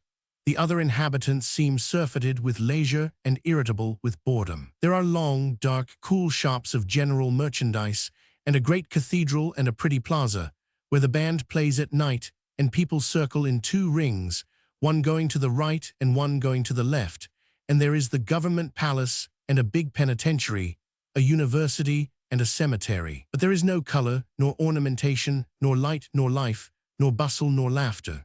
You do not hear people talking and calling to one another across the narrow streets of the place by day or serenading by night. Everyone seems to go to bed at 9 o'clock, and after that hour the city is as silent as its great graveyard, except when the boy policemen mark the hour with their whistles or the street dogs meet to fight. Statue of Morazan. The most interesting thing about the capital is the fact to which I have already alluded, that everything in it and pertaining to it that was not dug from the ground or fashioned from trees was carried to it on the backs of mules. The letterboxes on the street corners had once been United States letterboxes and had later swung across the backs of donkeys. The gas lamps and the iron railings of the parks, the few statues and busts in the public places, reached Tegucigalpa by the same means, and the great equestrian statue of Morazan the Liberator in the plaza was cast in Italy, and had been brought to Tegucigalpa in pieces before it was put together like a puzzle, and placed in its present position to mark a glorious and victorious immortality. These things were not interesting in themselves, but it was interesting that they were there at all. On the second day after our arrival, the Vice President, Luis Bonilla, who bears the same last name but is no near relation to President Bonilla, took the oath of office, and we saw the ceremony with the barefooted public in the reception room of the palace. The hall was hung with lace curtains and papered with imitation marble, and the walls were decorated with crayon portraits of Honduranian presidents. Bagran was not among them, nor was Morazan. The former was missing, because it was due to him that young Bonilla had been counted out when he first ran for the presidency 3 years ago, when he was 33 years old, and the portrait of the liberator was being reframed, because Bonilla's followers 6 months before had unintentionally shot holes through it when they were besieging the capital.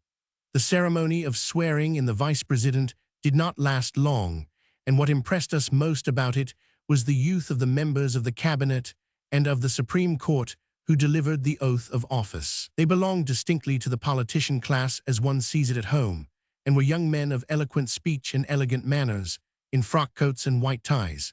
We came to know most of the president's followers later, and found them hospitable to a degree, although they seemed hardly old enough or serious enough to hold place in the government of a republic, even so small a one as Honduras.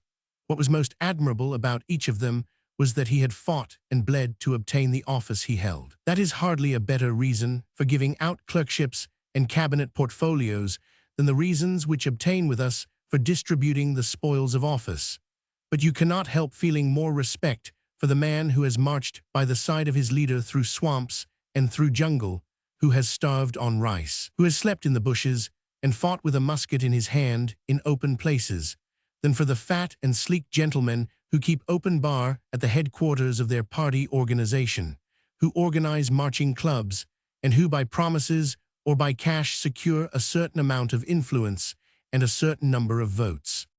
P. Bonilla, General Luis Bagran, ex-president. I saw several churches and cathedrals in Honduras with a row of bullet holes in the front wall, about as high from the ground as a man's chest, and an open grave by the roadside, which had been dug by the man who was to have occupied it. The sight gave us a vivid impression of the uncertainties of government in Central America. The man who dug this particular grave had been captured with 2 companions while they were hastening to rejoin their friends of the government party. His companions in misery were faint-hearted creatures and thought it mattered but little, so long as they had to die in what fashion they were buried. So they scooped out a few feet of earth with the tools their captors gave them, and stood up in the hollows they had made, and were shot back into them, dead.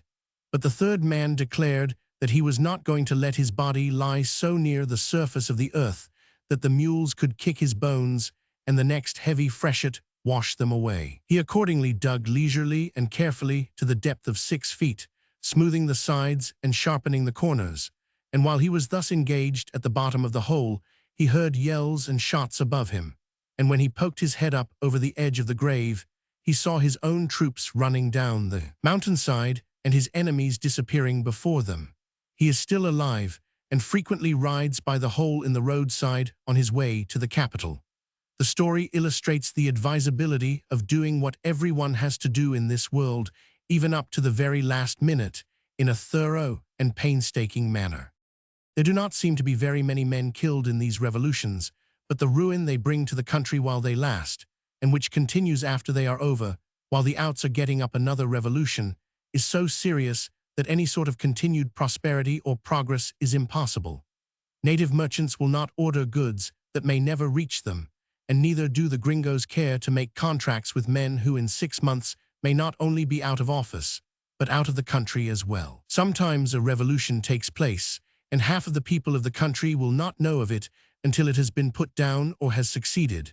And again, the revolution may spread to every boundary, and all the men at work on the highroads and in the mines or on the plantations must stop work and turn to soldiering, and pack mules are seized, the mail careers stopped, plantations are devastated, and forced loans are imposed upon those who live in cities, so that everyone suffers more or less through every change of executive. During the last revolution, Tegucigalpa was besieged for 6 months, and was not captured until most of the public buildings had been torn open by cannon from the hills around the town, and the dwelling houses still show where bullets marked the mud and plaster of the walls or buried themselves in the woodwork. The dining room of our hotel was ventilated by such openings, and we used to amuse ourselves by tracing the course of the bullets from the hole they had made at one side of the room to their resting place in the other. The native Honduranian is not energetic, and except in the palace,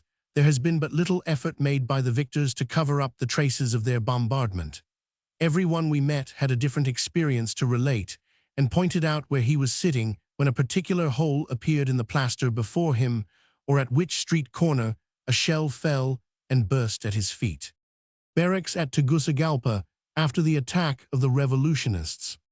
The Central American cannot understand that when a bad man is elected to office legally, it is better in the long run that he should serve out his full term than that a better man should drive him out and defy the Constitution. If he could be brought to comprehend that, when the Constitution says the president must serve 4 years, that means 4 years, and not merely until someone is strong enough to overthrow him, it might make him more careful as to whom he elected to office in the first place. But the value of stability in government is something they cannot be made to understand. It is not in their power to see it, and the desire for change and revolution is born in the blood. They speak of a man as a good revolutionist just as we would speak of someone being a good pianist or a good shot or a good executive officer. It is a recognized calling, and the children grow up into fighters, and even those who have lived abroad and who should have learned better begin to plot and scheme as soon as they return to their old environment. In each company of soldiers in Honduras, there are 2 or 3 little boys in uniform who act as couriers and messengers, and who are able, on account of their slight figure, to penetrate where a man would be seen and shot. One of the officers in the Revolution of 1894 told me he had sent 6 of these boys, one after another, with dispatches across an open plain which was being raked by the rifles of the enemy. And as each boy was killed, as he crawled through the sagebrush, the other boys begged of their colonel to let them be the next to go, jumping up and down around him and snapping their fingers like schoolboys who want to attract the attention of their teacher.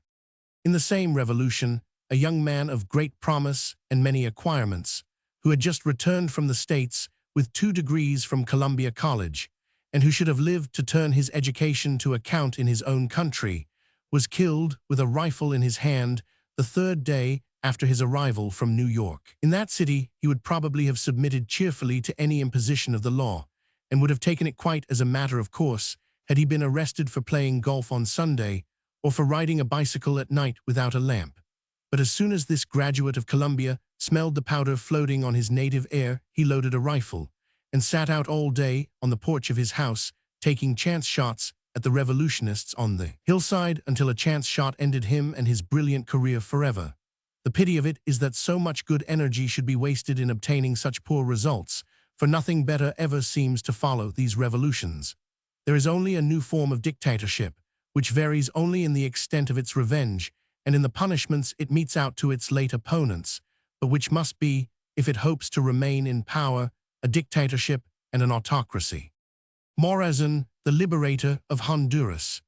The republics of Central America are republics in name only, and the movements of a stranger within the boundaries of Honduras are as closely watched as though he were a newspaper correspondent in Siberia. I often had to sign the names of our party twice in one day for the benefit of police and customs officers, and we never entered a hotel or boarded a steamer or disembarked from one that we were not carefully checked and receipted for exactly as though we were boxes of merchandise or registered letters. Even the natives cannot walk the street after nightfall without being challenged by sentries, and the collection of letters we received from alcaldes and comandantes and governors and presidents certifying to our being reputable citizens is large enough to paper the side of a wall. The only time in Central America when our privacy was absolutely unmolested, and when we felt as free to walk abroad as though we were on the streets of New York, was when we were under the protection of the hated monarchical institution of Great Britain at Belize, but never when we were in any of these disorganized military camps called free republics. The Central American citizen is no more fit for a republican form of government than he is for an Arctic expedition, and what he needs is to have a protectorate established over him, either by the United States or by another power. It does not matter which, so long as it leaves the Nicaragua Canal in our hands. In the capital of Costa Rica, there is a statue of the Republic in the form of a young woman standing with her foot on the neck of General Walker, the American filibuster. We had planned to go to the capital for the express purpose of tearing that statue down some night or blowing it up, so it is perhaps just as well for us that we could not get there. But it would have been a very good thing for Costa Rica if Walker, or any other man of force, had put his foot on the neck of every republic in Central America and turned it to some account. Away from the coasts, where there is fever, Central America is a wonderful country, rich and beautiful, and burdened with plenty, but its people make it a nuisance and an affront to other nations, and its parcel of independent little states, with the pomp of power and none of its dignity, are and will continue to be a constant danger to the peace which should exist between two great powers. There is no more interesting question of the present day than that of what is to be done with the world's land which is lying unimproved, whether it shall go to the great power that is willing to turn it to account, or remain with its original owner, who fails to understand its value. The Central Americans are like a gang of semi-barbarians in a beautifully furnished house, of which they can understand neither its possibilities of comfort nor its use. They are the dogs in the manger among nations. Nature has given to their country great pasture lands, wonderful forests of rare woods and fruits, treasures of silver and gold and iron, and soil rich enough to supply the world with coffee, and it only waits for an honest effort to make it the natural highway of traffic from every portion of the globe. The lakes of Nicaragua are ready to furnish a passageway which should save 2 months of sailing around the Horn, and only 48 miles of swampland at Panama separate the two greatest bodies of water on the Earth's surface. Nature has done so much that there is little left for man to do, but it will have to be some other man than a native-born Central American who is to do it. We had our private audience with President Bonilla in time and found him a most courteous and interesting young man. He is only 36 years of age, which probably makes him the youngest president in the world, and he carries on his watch chain a bullet which was cut out of his arm during the last revolution. He showed us over the palace and pointed out where he had shot holes in it and entertained us most hospitably. The other members of the cabinet were equally kind, making us many presents and offering Griscom a consul generalship abroad and consulates to Somerset and myself, but we said we would be ambassadors or nothing. So they offered to make us generals in the next revolution, and we accepted that responsible position with alacrity, knowing that not even the regiments to which we were accredited could force us again into Honduras. He gave one of these to Griscom and another one to the vice-president, for reasons best known to himself, and the third to Somerset. Griscom's animal had an idea that it was better to go backward like a crab than to advance, so he backed in circles around the courtyard, while Somerset's horse seemed best to enjoy rearing himself on his hind legs, with the idea of rubbing Somerset off against the wall. And the vice-president's horse did everything that a horse can do, and a great many things that I should not have supposed a horse could do had I not seen it. I put my beast's nose into a corner of the wall where he could not witness the circus performance going on behind him, and I watched the president's brute turning round and round and round until it made me dizzy. We strangers confessed later that we were all thinking of exactly the same thing, which was that, no matter how many of our bones were shattered, we must not let these natives think they could ride any better than any chance American or Englishman, and it was only a matter of national pride that kept us in our saddles. The vice-president's horse finally threw him into the doorway and rolled on him, and it required 5 of his officers to pull the horse away and set him on his feet again. The vice-president had not left his saddle for an instant, and if he handles his men in the field as he handled that horse, it is not surprising that he wins many battles. Not wishing to have us all killed, and seeing that it was useless to attempt to kill the vice-president in that way, Dr. Bonilla sent word to the band to omit their customary salute, and so we passed out in grateful silence between breathless rows of soldiers and musicians and several hundreds of people who had never seen a life-sized horse before. We rode at a slow pace, on account of the vice president's bruises, while the president pointed out the different points from which he had attacked the capital. He was not accompanied by any guard on this ride, and informed us that he was the first president who had dared go abroad without one. He seemed to trust rather to the goodwill of the pueblo to whom he plays, and to whom he bowed much more frequently than to the people of the richer class. It was amusing to see the more prominent men of the place raise their hats to the president, and the young girls in the suburbs nodding casually and without embarrassment to the man. Before he set out on his ride, he stuck a gold-plated revolver in his hip pocket, which was to take the place of the guard of honor of former presidents, and to protect him in case of an attempt at assassination. It suggested that there are other heads besides those that wear a crown which rest uneasy. It was a nervous ride, and Griscom's horse added to the excitement by trying to back him over a precipice, and he was only saved from going down 1,000 yards to the roofs of the city below by several of the others dragging at the horse's bridle. When, after an hour, we found ourselves once more within sight of the palace, we covertly smiled at one another, and are now content never to associate with presidents again unless we walk. We left Tegucigalpa a few days later with a generous escort, including all the consuls and José Gaitres, the Assistant Secretary of State, and nearly all of the foreign residents.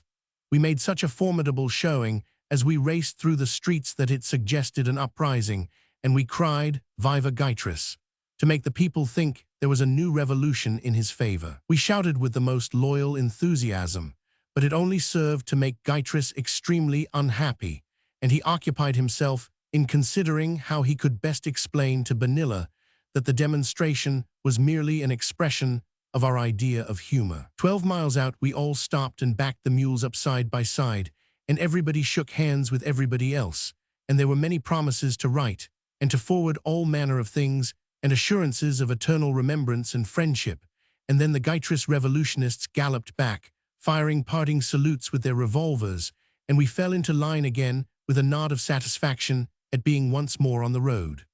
B. Our ride to the Pacific coast was a repetition of the ride to the capital, except that, as there was a full moon, we slept in the middle of the day and rode later in the night. During this nocturnal journey, we met many pilgrims going to the festivals. They were all mounted on mules and seemed a very merry and jovial company. Sometimes there were as many as 50 in one party, and we came across them picnicking in the shade by day, or jogging along in the moonlight in a cloud of white dust, or a cloud of white foam as they forded the broad river, and their donkeys splashed and slipped in the rapids. The nights were very beautiful and cool, and the silence under the clear blue sky and white stars was like the silence of the plains. The moon turned the trail a pale white, and made the trees on either side of it alive with shadows that seemed to play hide-and-seek with us, and the stumps and rocks moved and gesticulated with life, until we drew up even with them, when they were transformed once more into wood and stone. On the way to Corinto. 5 hours later, we left the continent for the island of Amapala, the chief seaport of the Pacific side of Honduras, and our ride was at an end. We left San Lorenzo at 2 in the morning, but we did not reach Amapala, although it was but 15 miles out to sea, until 4 the next afternoon. We were passengers in a long, open boat and slept stretched on our blankets at the bottom, while 4 natives pulled at long sweeps.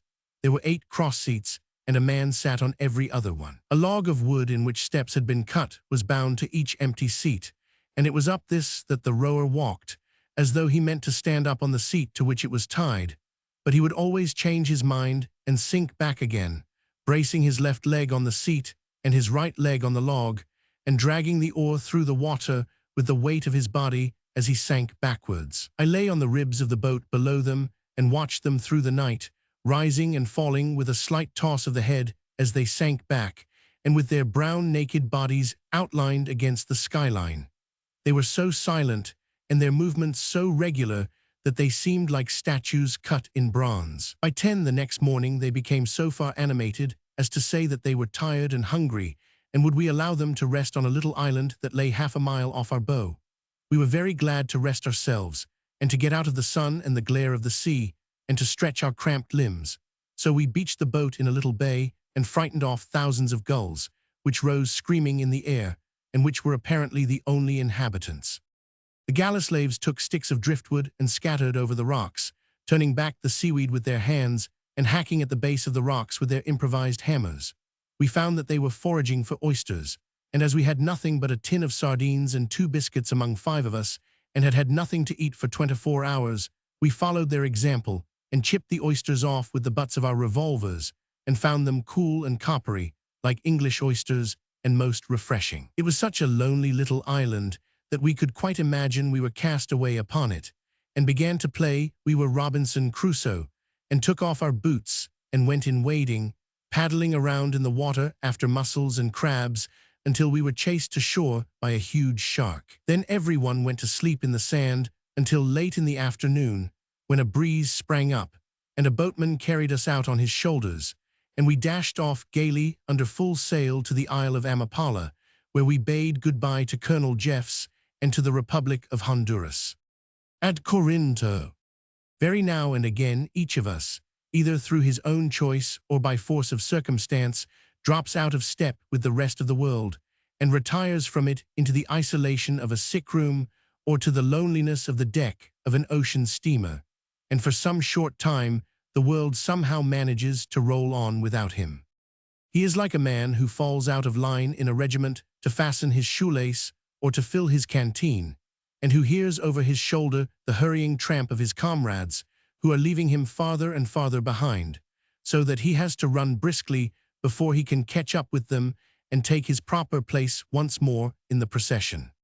I shall always consider the 10 days we spent at Corinto, on the Pacific side of Nicaragua, while we waited for the steamer to take us south to Panama, as so many days of non-existence, as so much time given to the mere exercise of living, when we were no more of this world than are the prisoners in the salt mines of Siberia, or the keepers of lighthouses scattered over sunny seas, or the men who tend toll gates on empty country lanes. And so when I read in the newspapers last fall that 3 British ships of war were anchored in the harbor of Corinto, with their guns loaded to the muzzles with ultimatums, and no one knows what else besides, and that they meant to levy on the customs dues of that sunny little village, it was as much of a shock to me as it would be to the inhabitants of Sleepy Hollow were they told that that particular spot was wanted as a site for a World's Fair.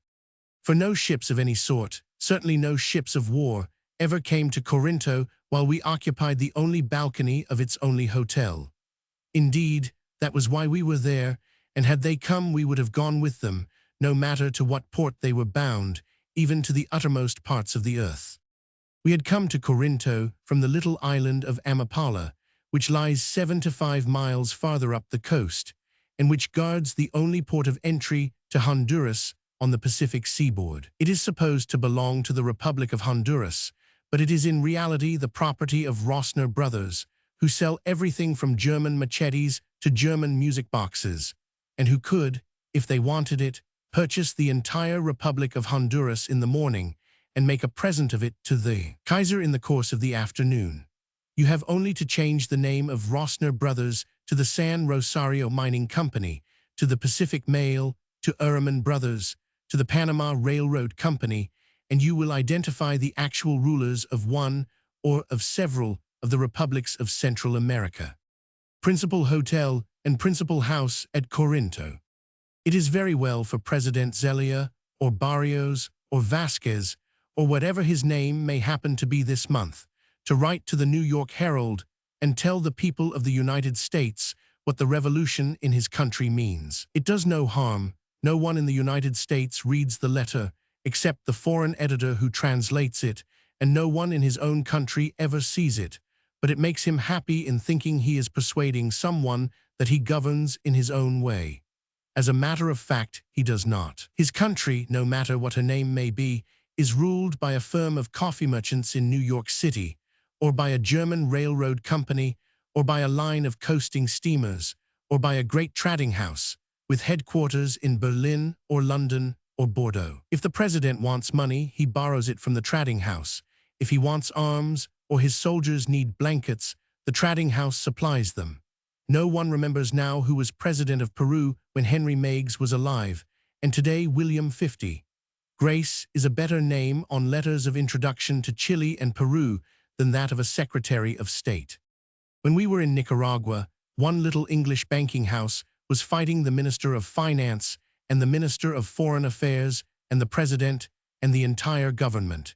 And while the notes issued by the bank were accepted at their face value, those of the government were taken only in the presence of a policeman or a soldier, who was there to see that you did take it. You find this condition of affairs all through Central America, and you are not long in a republic before you learn which merchant or which bank or which railroad company controls it, and you soon grow to look upon a mule loaded with boxes bearing the trademark of a certain business house with more respect than upon a soldier who wears the linen ribbon of the government. For you know that at a word the soldier will tear the ribbon from his straw sombrero and replace it with another upon which is printed "Viva Doctor Somebody Else," while the trademark of the business house will continue as long as English and German merchandise is carried across the sea in ships. And it will also continue as long as Great Britain and Germany and the United States are represented by consuls and consular agents, who are at the same time the partners of the leading business firms in the seaport over which their consular jurisdiction extends. For few Central American republics are going to take away a consul's exequatur as long as they owe him in his unofficial capacity for a large loan of money, and the merchant, on the other hand, knows that he is not going to suffer from the imposition of a forced loan, nor see his mules seized, as long as the tin sign with the American eagle screaming upon it is tacked above the brass business plate of his warehouse. There was a merchant in Tegucigalpa named Santos Soto, is there still. I believed about a year ago President Vasquez told him he needed a loan of $10,000 to assist him in his struggle against Banilla, and as Soto was making $60,000 a year in the country, he suggested that he had better lend it promptly. Soto refused and was locked in the cartel, where it was explained to him that for every day he delayed in giving the money, the amount demanded of him would be increased $1,000. As he still refused, he was chained to an iron ball and led out to sweep the streets in front of his shop, which extends on both sides of the principal thoroughfare of the capital. He is an old man, and the sight of the chief merchant in Tegucigalpa sweeping up the dust in front of his own block of stores had a most salutary effect upon the other merchants, who promptly loaned the sums demanded of them, taking rebates on customs dues in exchange with one exception. This merchant owned a jewelry store and was at the same time the English consular agent. He did not sweep the streets, nor did he contribute to the forced loan. He values in consequence his tin sign, which is not worth much as a work of art, at about $10,000. There is much that might be written of consular agents in Central America that would differ widely from the reports written by themselves and published by the State Department. The most interesting thing about them, to my mind, is the fact that none of them ever seem to represent a country which they have ever seen, and that they are always citizens of another country to which they are anxious to return. I find that after Americans, Germans make the best American consular agents, and Englishmen the best German consular agents, while French consular agents would be more useful to their countrymen if they could speak French as well as they do Spanish. Sometimes, as in the case of the consular agent at Corinto, you find a native of Italy representing both Great Britain and the United States. A whole comic opera could be written on the difficulties of a Nicaraguan acting as an English and American consul, with 3 British men of war in the harbor levying on the customs dues of his native land, and an American squadron hastening from Panama to see that their English cousins did not gather in a few islands by mistake. If he called on the British admiral and received his 7-gun salute, would it constitute a breach of international etiquette if he were rowed over to the American admiral and received 7 guns from him? And as a native of Nicaragua, could he see the customs dues, which comprise the government's chief source of revenue, going into the pockets of one country which he so proudly serves without complaining to the other country which he serves with equal satisfaction? Every now and then you come across a real American consul who was born in America and who serves the United States with ability, dignity, and self-respect, so that you are glad you are both Americans. Of this class, we found General Allen Thomas at La Guaira, who was later promoted and made United States Minister at Caracas, Mr. Alger at Puerto Cortes, Mr. Little at Tegucigalpa, and Colonel Byrd at Caracas. We found that the firm of Rossner Brothers had in their employ the American and English consular agents, and these gentlemen endeared themselves to us by assisting at our escape from their island in an open boat. They did not tell us, however, that Fonseca Bay was one of the most treacherous stretches of water on the Admiralty charts, but that was, probably, because they were merchants and not sailors. Amapala was the hottest place I ever visited.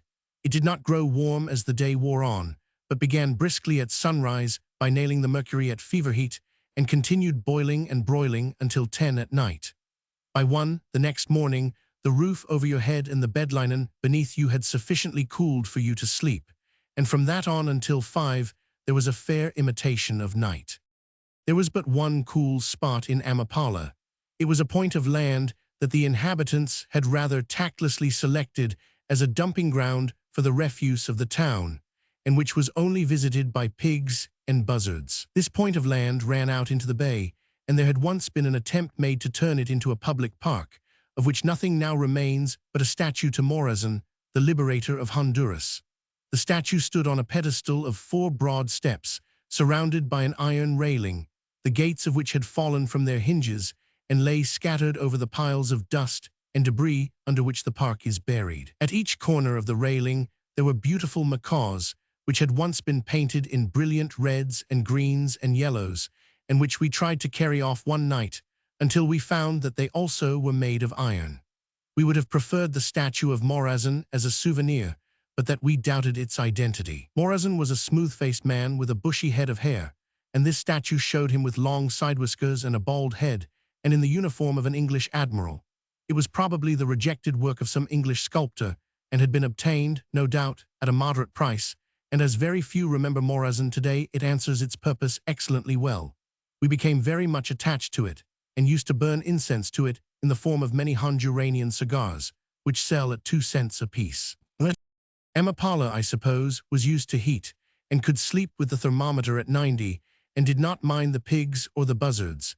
And if we did plot to convert Honduras into a monarchy and make Somerset king, no one heard us, but the English edition of Morazan smiling blandly down upon us, like a floorwalker at the Army and Navy stores, with his hand on his heart, and an occasional buzzard soaring, like Poe's raven above his marble forehead. The moonlight turned him into a figure of snow, and the great palms above bent and waved and shivered unceasingly, and the sea beat on the rocks at our feet. It was an interesting place of rendezvous, but we tired of a town that grew cool only after midnight, and in which the fever stalked abroad by day.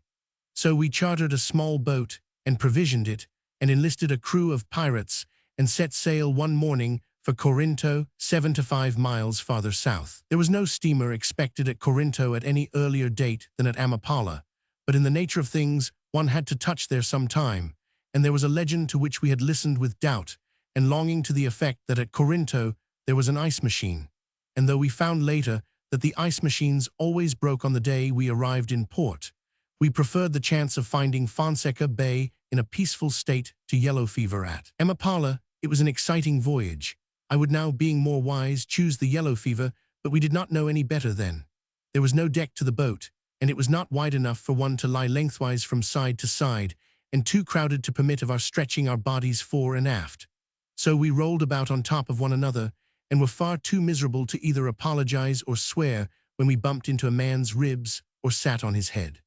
We started with a very fine breeze dead astern, and the boat leaped and plunged and rolled all night, and we were hurled against the sides and thumped by rolling trunks and traveling bags and gun cases and boxes of broken Apollinaris bottles. The stonebreaker in a quarry would have soothed us in comparison. And when the sun rose fully equipped at 4 in the morning, the wind died away absolutely, and we rose and sank all day on the great swell of the Pacific Ocean. The boat was painted a bright red inside and out, and the sun turned this open red bowl into an oven of heat. It made even our white flannels burn when they touched the skin like a shirt of horsehair. As far as we could look on every side, the ocean lay like a sea of quicksilver, and the dome of the sky glittered with heat. The red paint on the sides bubbled and cracked, and even the native boatmen cowered under the cross seats with their elbows folded on their knees and their faces buried in their arms, and we had not the heart to tell them to use the oars, even if we had known how. At noon, the chief pirate crawled over the other bodies and rigged up the sail so that it threw a shadow over mine, and I lay under this awning and read Barry's Lady Nicotine, while the type danced up and down in waving lines like the letters in a typewriter.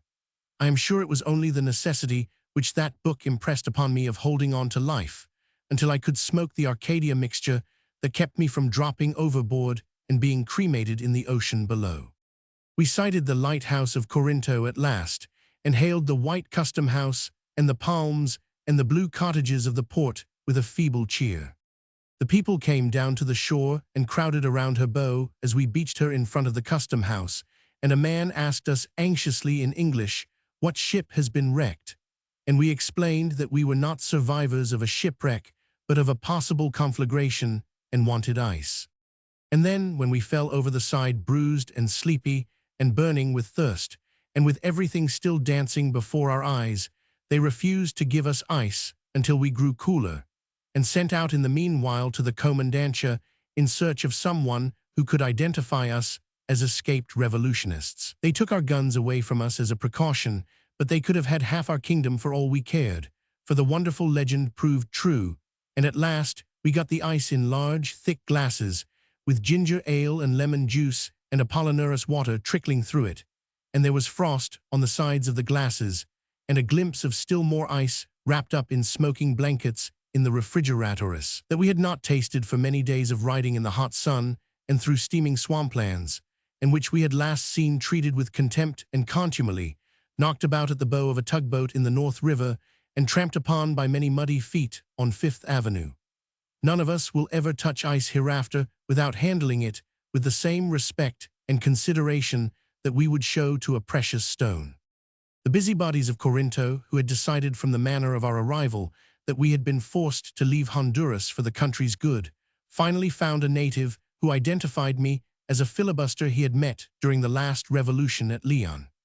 As that was bringing it rather near home, Griscom went after Mr. Palaxio, the Italian who serves both England and the United States as consular agent. We showed him a rare collection of autographs of secretaries, ambassadors, and prime ministers, and informed him that we intended taking 4 staterooms on the steamer of the line he represented at that port.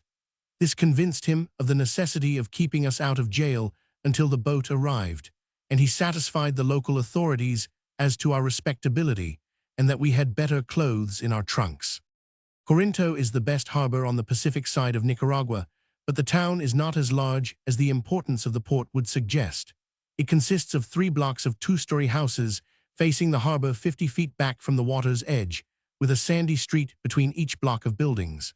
There are about 1,000 inhabitants, and a foreign population which varies from 5 residents to a dozen transient visitors and stewards on steamer days. The natives are chiefly occupied in exporting coffee and receiving the imported goods for the interior, and the principal amusement of the foreign colony is bathing or playing billiards. It has a whist club of 4 members. The 5th foreign resident acts as a substitute in the event of any one of the 4 players chancing to have another engagement, but as there is no one with whom he could have an engagement, the substitute is seldom called upon. He told me he had been sitting by and smoking and watching the others play whist for a month now, and hoping that one of them would have a sunstroke. Harbor of Corinto. These women of the Pueblo in Honduras and Nicaragua were better looking than the women of the lower classes of any country I have ever visited.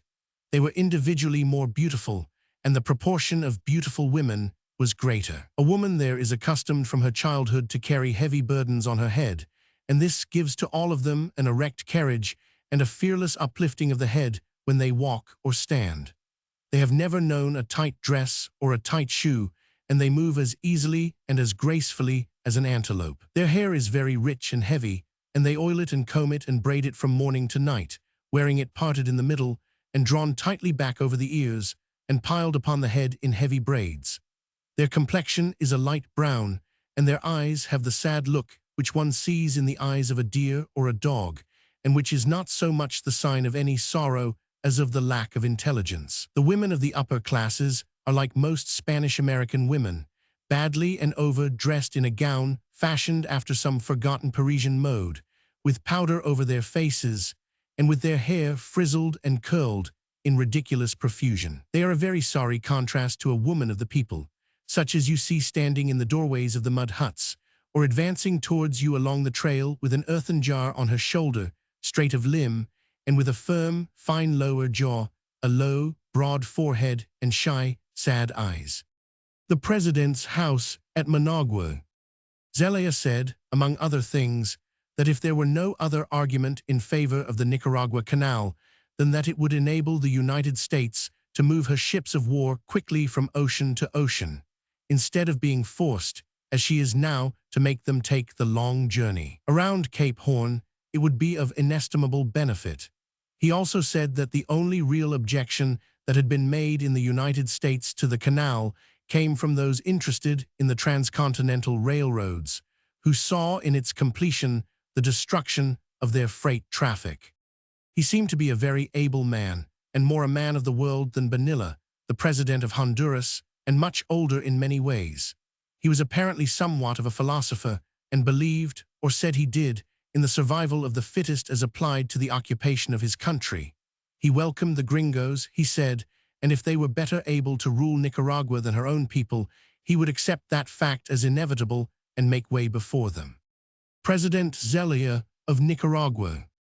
Corinto was bright and green and sunny, and the waters of the big harbor before it danced and flashed by day and radiated with phosphorescent fire by night. It was distinctly a place where it would occur to one to write up the back pages of his diary, but it was interesting at least in showing us the life of the exiles in these hot, faraway seaports among a strange people. There was but one hotel, which happened to be a very good one with a very bad proprietor, who, I trust, will come some day to an untimely death at the end of one of his own billiard cues. The hotel was built round a patio filled with palms and ramparts of empty bottles from the bar, covered with dust, and bearing the name of every brewer and wine-grower in Europe. The sleeping rooms were on the second floor, and looked on the patio on one side, and upon a wide, covered veranda which faced the harbor on the other. The 5 resident Gringos in Corinto lived at the hotel, and sat all day on this veranda swinging in their hammocks and swapping 6-month-old magazines and tattered novels. Reading matter assumed an importance in Corinto it had never attained before, and we read all the serial stories, of which there was never more than the 4th or 6th installment, and the scientific articles on the fall of the rupee in India, or the most recent developments in electricity, and delighted in the advertisements of seeds and bicycles and backing powders. The top of our veranda was swept by a row of plantations that grew in the sandy soil of the beach below us, and under the shade of which were gathered all the idle ones of the port. There were among them thieving ship stewards who had been marooned from passing vessels, ne'er-do-wells from the interior who were combing the beach and looking for work, but not so diligently that they had seen the coffee plantations on their tramp down to the coast, and who begged for money to take them back to God's country or to the fever hospital at Panama. With them were natives, sailors from the rolling tugboat they called a ship of war, and barefooted soldiers from the cartel, and longshoremen with overdeveloped chests and muscles, who toil mightily on steamer days and sleep and eat for the 10 days between as a reward. All of these idlers gathered in the shade around the women who sold sweet drinks and sticks of pink and yellow candy. They were the public characters of the place and the center of all the gossip of the town, and presided over their tables with great dignity in freshly ironed frocks and brilliant turbans. They were very handsome and very clean-looking, with bare arms and shoulders, and their hair always shone with coconut oil, and was wonderfully braided and set off with flowers stuck coquettishly over one ear. The men used to sit around them in groups on the bags of coffee waiting for export, and on the boxes of barbed wire, which seemed to be the only import. And sometimes a small boy would buy a stick of candy or command the mixture of a drink, and the woman would fuss over her carved gourds and rinse and rub them and mix queer liquors with a whirling stick of wood that she spun between the palms of her hands. We would all watch the operation with great interest, the natives on the coffee sacks and ourselves upon the balcony, and regard the small boy while he drank the concoction with envy. The veranda had loose planks for its floor, and gaping knotholes through which the legs of our chairs would sink suddenly, and which we could use on those occasions when we wanted to drop penknives and pencils and water on the heads of those passing below. Our companions in idleness were the German agents of the trading houses and young Englishmen down from the mines to shake off a touch of fever, and 2 Americans who were taking a phonograph through Central America. Their names were Edward Morse and Charles Brackett, and we will always remember them as the only Americans we met who were taking money out of Central America and not bringing it there to lose it. Every afternoon we all tramped a mile or 2 up the beach in the hot sun for the sake of a quarter of an hour of surf bathing, which was delightful in itself, and which was rendered especially interesting by our having to share the surf with large manating sharks. When they came, which they were sure to do 10 minutes after we had arrived, we generally gave them our share. The phonograph men and our party did not believe in sharks, so we would venture out some distance, leaving the Englishmen and the Germans standing like sandpipers where the water was hardly up to their ankles and keeping an anxious lookout for us and themselves. Had the sharks attempted to attack us from the land, they would have afforded excellent protection. When they all yelled at once and ran back up the beach into the bushes, we knew that they thought we had been in long enough, and we came out and made as much noise as we could while doing so. But there would be invariably one man left behind, a man who had walked out farther than the others, and who, owing to the roar of the surf, could not hear our shrieks of terror. It was exciting to watch him from the beach diving and splashing happily by himself, and shaking the water out of his ears and hair, blissfully unconscious of the deserted waste of waters about him and of the sharp black fin that shot like a torpedo from wave to wave. We would watch him as he turned to speak to the man who the moment before had been splashing and diving on his right, and missing him, turn to the other side, and then whirl about and see us all dancing frantically up and down in a row along the beach, beckoning and screaming and waving our arms. We could observe even at that distance his damp hair rising on his head and his eyes starting out of their sockets as he dug his toes into the sand and pushed back the water with his arms, and worked his head and shoulders and every muscle in his whole body as though he were fighting his way through a mob of men. The water seemed very opaque at such times, and the current appeared to have turned seaward, and the distance from shore looked as though it were increasing at every step. When night came to Corinto, we would sit out on the wharf in front of the hotel and watch the fish darting through the phosphorescent waters and marking their passage with a trail of fire, or we would heave a log into it and see the sparks fly just as though we had thrown it upon a smoldering fire. One night, one of the men was obliging enough to go into it for our benefit and swam under water, sweeping great circles with his arms and legs. He was outlined as clearly in the inky depths below as though he wore a suit of spangles. Sometimes a shark or some other big fish drove a shoal of little fish towards the shore, and they would turn the whole surface of the water into half-circles of light as they took leap after leap for safety. Later in the evening, we would go back to the veranda and listen to our friends, the phonograph impresarios, play duets on the banjo and guitar. And in return for the songs of the natives they had picked up in their wanderings, we would sing to them those popular measures which had arisen into notice since they had left civilization.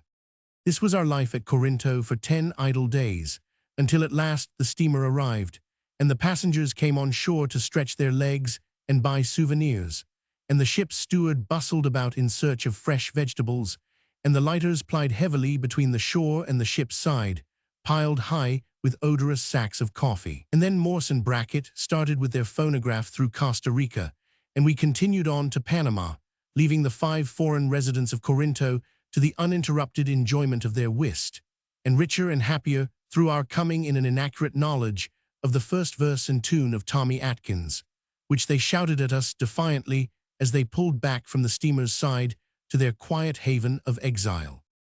Map of the world showing change in trade routes after the completion of the Nicaragua Canal. On the Isthmus of Panama. F. Ulysses in his wanderings had attempted to cross the Isthmus of Panama. His account of the adventure would not have been filled with engineering reports or health statistics, nor would it have dwelt with horror on the irregularities of the canal company. He would have treated the isthmus in language full of imagination, and would have delivered his tale in the form of an allegory. He would have told how on such a voyage his ship came upon a strip of land joining two great continents and separating two great oceans, how he had found this isthmus guarded by a wicked dragon that exhaled poison with every breath, and that lay in wait, buried in its swamps and jungles, for sailors and travelers who withered away and died as soon as they put foot upon the shore, but that he, warned in time by the sight of thousands of men's bones whitening on the beach, hoisted all sail and stood out to sea. Dredges in the canal. It is strange that not only nature, but man also, should have selected the same little spot on the earth's surface in which to show to the world exactly how disagreeable and unpleasant they can make themselves when they choose.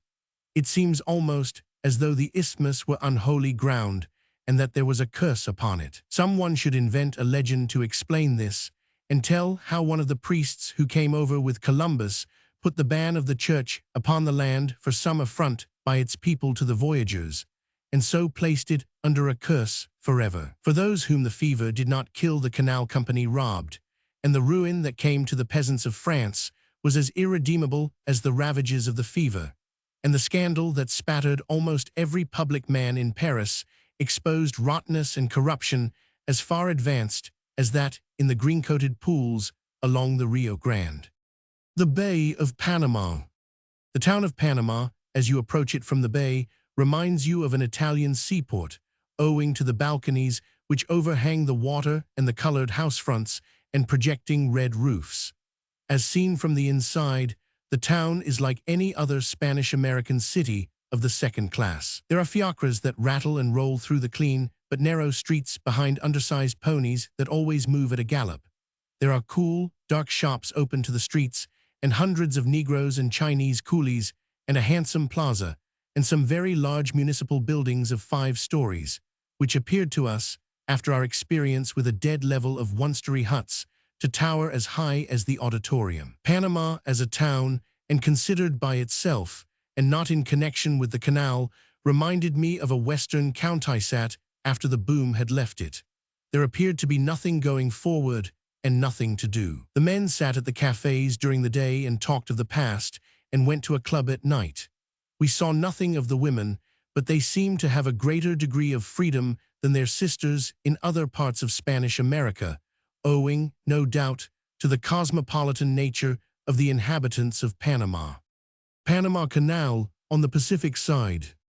The new director of the canal company put a tug at our disposal and sent us orders that permitted us to see as much of the canal as has been completed from the Pacific side. But before presenting our orders, we drove out from the city one afternoon and began a personally conducted inspection of the machine shops. This was not as interesting as it would have been had we seen what the other writers who have visited the isthmus saw, and it would have given me a better chance for descriptive writing had I found the ruins of gigantic dredging machines buried in the morasses and millions of dollars worth of delicate machinery blistering and rusting under the palm trees.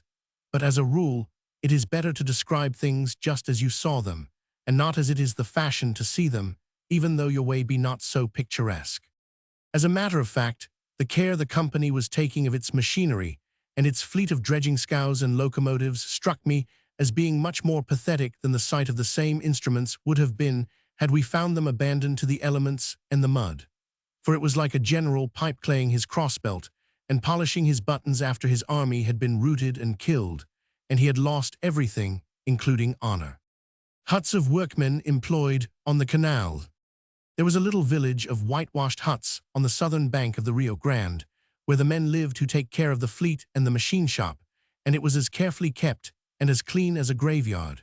Before the crash came the quarters of the men used to ring with their yells at night, and the music of guitars and banjos came from the open doors of cafes and drinking booths, and a pistol shot meant no more than a momentary punctuation of the night's pleasure. Those were great days, and there were thousands of men where there are now a score, and a line of light and deviltry ran from the canal's mouth for miles back to the city, where it blazed into a great fire of dissolute pleasure and excitement. In those days men were making fortunes in a night, and by ways as dark as night be furnishing machinery that could not even be put together, by supplying blocks of granite that cost more in freight than bars of silver, by kidnapping workmen for the swamps, and by the simple methods of false accounts and credits, and while some were growing rich, others were living with the fear of sudden death before their eyes, and drinking the native rum that they might forget it, and throwing their wages away on the roulettables, and eating and drinking and making merry in the fear that they might die on the morrow. Mr. Wells, an American engineer, was in charge of the company's flotilla and waited for us at the wharf. "I saw you investigating our engines," he said. "That's all right. Only tell the truth about what you see, and we won't mind." We stood on the bow of the tug and sped up the length of the canal between great dredging machines that towered as high above us as the bridge of an ocean liner, and that weighed apparently as much as a battleship. The decks of some of them were split with the heat, and there were shutters missing from the cabin windows, but the monster machinery was intact, and the woodwork was freshly painted and scrubbed. They reminded me of a line of old ships of war at rest in some navy yard. They represent in money value, even as they are today, 5 million francs. Beyond them on either side stretched low green bushes, through which the Rio Grande bent and twisted, and beyond the bushes were high hills and the Pacific Ocean, into which the sun set, leaving us cold and depressed. The top of a dredge. Our stay in Panama was shortened somewhat on account of our having taken too great an interest in the freedom of a young lawyer and diplomat, who was arrested while we were there, charged with being one of the leaders of the revolution. Street scene in Panama. The prisoner did not want his wife to know what had happened, and so sent her word that important legal business would detain him at the office, and that his dinner was to be brought to him there. The rope by which he was to escape was smuggled past the soldiers under the napkin which covered this dinner. It was then 7 o'clock and nearly dark, and as our rebel friend feared our presence might excite suspicion, he asked us to go away and requested us to return in half an hour. It would then be quite dark, and the attempt to escape could be made with greater safety. But the alcalde during our absence spoiled what might have been an excellent story by rushing in and carrying the diplomat off to jail.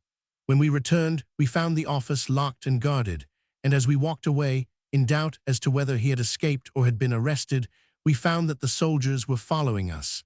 As this continued throughout the evening, we went across the isthmus the next morning to Colon, the same soldiers accompanying us on our way. The canal in the interior. Colon seems to be owned entirely by the Panama Railroad Company, a monopoly that conducts its affairs with even more disregard for the public than do other monopolies in better-known localities. The company makes use of the seaport as a freight yard, and its locomotives run the length of the town throughout the entire day, blowing continually on their whistles and ringing their bells, so that there is little peace for the just or the unjust. We were exceedingly relieved when the doctors agreed that Griscom was ready to put to sea again, and we were able to turn from the scene of the great scandal and its fever fields to the mountains of Venezuela and of Caracas in particular. The Paris of South America. Hoved off by itself in a corner of Central Park on the top of a wooded hill, where only the people who live in the high apartment houses at 81st Street can see it, is an equestrian statue. It is odd, bizarre, and inartistic, and suggests in size and pose that equestrian statue to General Jackson, which mounts guard before the White House in Washington. It shows a chocolate cream soldier mastering with one hand a rearing rocking horse, and with the other pointing his sword towards an imaginary enemy. Sometimes a sparrow policeman saunters up the hill and looks at the statue with unenlightened eyes, and sometimes a nursemaid seeks its secluded site and sits on the pedestal below it, while the children of this free republic play unconcernedly in its shadow. On the base of this big statue is carved the name of Simon Bolivar, the liberator of Venezuela. Statue of Simon Bolivar, Caracas. It will offend no true Venezuelan today if it be said of his country that the most interesting man in it is a dead one, for he will allow no one to go further than himself in his admiration for Bolivar, and he has done so much to keep his memory fresh by circulating portraits of him on every coin and stamp of the country, by placing his statue at every corner, and by hanging his picture in every house, that he cannot blame the visitor if his strongest impression of Venezuela is of the young man who began at 33 to liberate 5 republics, and who conquered a territory more than one-third as great as the whole of Europe. In 1811, Venezuela declared her independence of the mother country of Spain, and her great men put this declaration in writing and signed it, and the room in which it was signed is still kept sacred, as is the room where our declaration was signed in Independence Hall. But the 2 men who were to make these declarations, worth something more than the parchment upon which they were written, were not among the signers. Their work was still to come, and it was much the same kind of work, and carried on in much the same spirit of indomitable energy under the most cruel difficulties, and with a few undrilled troops against an army of veterans. It was marked by brilliant and sudden marches and glorious victories, and where Washington suffered in the snows of Valley Forge, or pushed his way through the floating ice of the Delaware, young Bolivar marched under fierce tropical suns, and cut his path through jungle and swamplands, and over the almost impenetrable fastnesses of the Andes. Statue of Washington decorated with floral wreaths by the Venezuelans. The South American came of a distinguished Spanish family and had been educated as a courtier and as a soldier in the mother country, though his heart remained always with his own people, and he was among the first to take up arms to set them free. Unless you have seen the country through which he led his men, and have measured the mountains he climbed with his few followers, it is quite impossible to understand the immensity of the task he accomplished. Even today, a fast steamer cannot reach Callao from Panama under 7 days, and yet Bolivar made the same distance and on foot, starting from the South Atlantic and continuing on across the continent to the Pacific side, and then on down the coast into Peru, living on his way upon roots and berries, sleeping on the ground wrapped in a blanket, riding on muleback or climbing the steep trail on foot, and freeing on his way Venezuela, Colombia, Ecuador, Bolivia, and finally Peru, the home of the Incas. The history of this campaign is one too glorious and rich in incident and color to be crowded into a few pages, and the character of its chief actor too varied, and his rise and fall too dramatic, to be dismissed, as it must be here, in a few paragraphs. But every American who loves a hero and who loves a loveland Bolivar was very much of both, and perhaps too much of the latter should read the life of this young man who freed a country rich in brave men, who made some of these who were much his senior years his lieutenants, and who, after risking his life upon many battlefields and escaping several attempts at assassination, died at last deserted except by a few friends, and with a heart broken by the ingratitude of the people he had led out of captivity. Decoration of the statue of Bolivar at Caracas, Venezuela, December 18, 1895, by American residents. Someone asked why the artist had stripped from the breast of Bolivar all of the other medals and stars that had been given him by different countries in the hour of his triumph, and the artist answered that he had done as his patron and the friend of Bolivar thought would best please his hero. And ever after that it was decreed that every bust or statue or engraving of the liberator should show him with this portrait of Washington hanging by a ribbon about his neck. And so you will see in the National Portrait Gallery that while the coats of his lieutenants glitter with orders and crosses, Bolivar's bears this medal only. It was his greatest pride, and he considered it his chief glory, and the manner of its bestowal was curiously appropriate. In 1824, General Lafayette returned to this country as the guest of the nation, and a banquet was given to him by Congress, at which the memory of Washington and the deeds of his French lieutenant were honored again and again. It was while the enthusiasm and rejoicings of this celebration were at their height that Henry Clay rose in his place and asked the 600 Americans before him to remember that while they were enjoying the benefits of free institutions founded by the bravery and patriotism of their forefathers, their cousins and neighbors in the southern continent were struggling to obtain that same independence. Simon Bolivar. No nation, no generous Lafayette, he cried, has come to their aid. Alone and without help, they have sustained their glorious cause, trusting to its justice, and with the assistance only of their bravery, their deserts, and their Andesand one man, Simon Bolivar, the Washington of South America. View of La Guaira.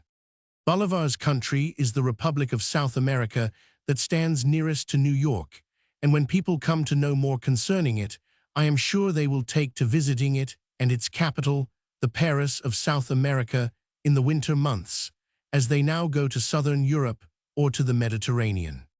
There are many reasons for their doing so. In the first place, it can be reached in less than 6 days, and it is the only part of South America to which one can go without first crossing the Isthmus of Panama and then taking a long trip down the western coast or sailing for nearly a month along the eastern coast. And it is a wonderfully beautiful country, and its cities of Caracas and Valencia are typical of the best South American cities. When you have seen them, you have an intelligent idea of what the others are like. And when you read about revolutions in Rio de Janeiro or Valparaiso or Buenos Aires, you will have in your mind's eye the background for all of these dramatic uprisings, and you will feel superior to other people who do not know that the Republic of Venezuela is larger than France, Spain, and Portugal together, and that the inhabitants of this great territory are less in number than those of New York City. The railroad up the mountains. Courtyard of a house in Caracas. Venezuela, after our experiences of Central America, was like a return to civilization after months on the alkali plains of Texas. We found Caracas to be a Spanish-American city of the first class, with a suggestion of the boulevards, and Venezuela, a country that possessed a history of her own, and an academy of wise men and artists, and a pantheon for her heroes. I suppose we should have known that this was so before we visited Venezuela, but as we did not, we felt as though we were discovering a new country for ourselves. It was interesting to find statues of men of whom none of us had ever heard, and who were distinguished for something else than military successes, men who had made discoveries in science and medicine, and who had written learned books, to find the latest devices for comfort of a civilized community, and with them the records of a fierce struggle for independence, a long period of disorganization, where the church had the master hand, and then a rapid advance in the habits and customs of enlightened nations. There are the most curious combinations and contrasts, showing on one side a pride of country and an eagerness to emulate the customs of stable governments, and on the other evidences of the southern hot-blooded temperament and dislike of restraint. On the corner of the principal plaza stands the cathedral, with a tower. 10 soldiers took refuge in this tower 4 years ago, during the last revolution, and they made so determined a fight from that point of vantage that in order to dislodge them, it was found necessary to build a fire in the tower and smoke them out with the fumes of sulfur. These 10 soldiers were the last to make a stand within the city, and when they fell from the top of the tower, smothered to death, the revolution was at an end. This incident of warfare is of value when you contrast the thing done with its environment, and know that next to the cathedral tower are confectionery shops such as you find on Regent Street or Upper Broadway, that electric lights surround the cathedral, and that tramcars run past it on rails sunk below the surface of the roadway and over a better street than any to be found in New York City. The market of Caracas. The ladies of Caracas seem to spend much of their time sitting at these windows, and are always there in the late afternoons, when they dress themselves and arrange their hair for the evening, and put a little powder on their faces, and take their places in the cushioned window-zats as though they were in their box at the opera. And though they are within a few inches of the passers-by on the pavement, they can look through them and past them, and are as oblivious of their presence as though they were invisible. In the streets are strings of mules carrying bags of coffee or buried beneath bales of fodder, and jostled by open fiacres, with magnificent coachmen on the box seat in top boots and gold trimmings to their hats and coats, and many soldiers, on foot and mounted, hurrying along at a quick step in companies or strolling leisurely alone.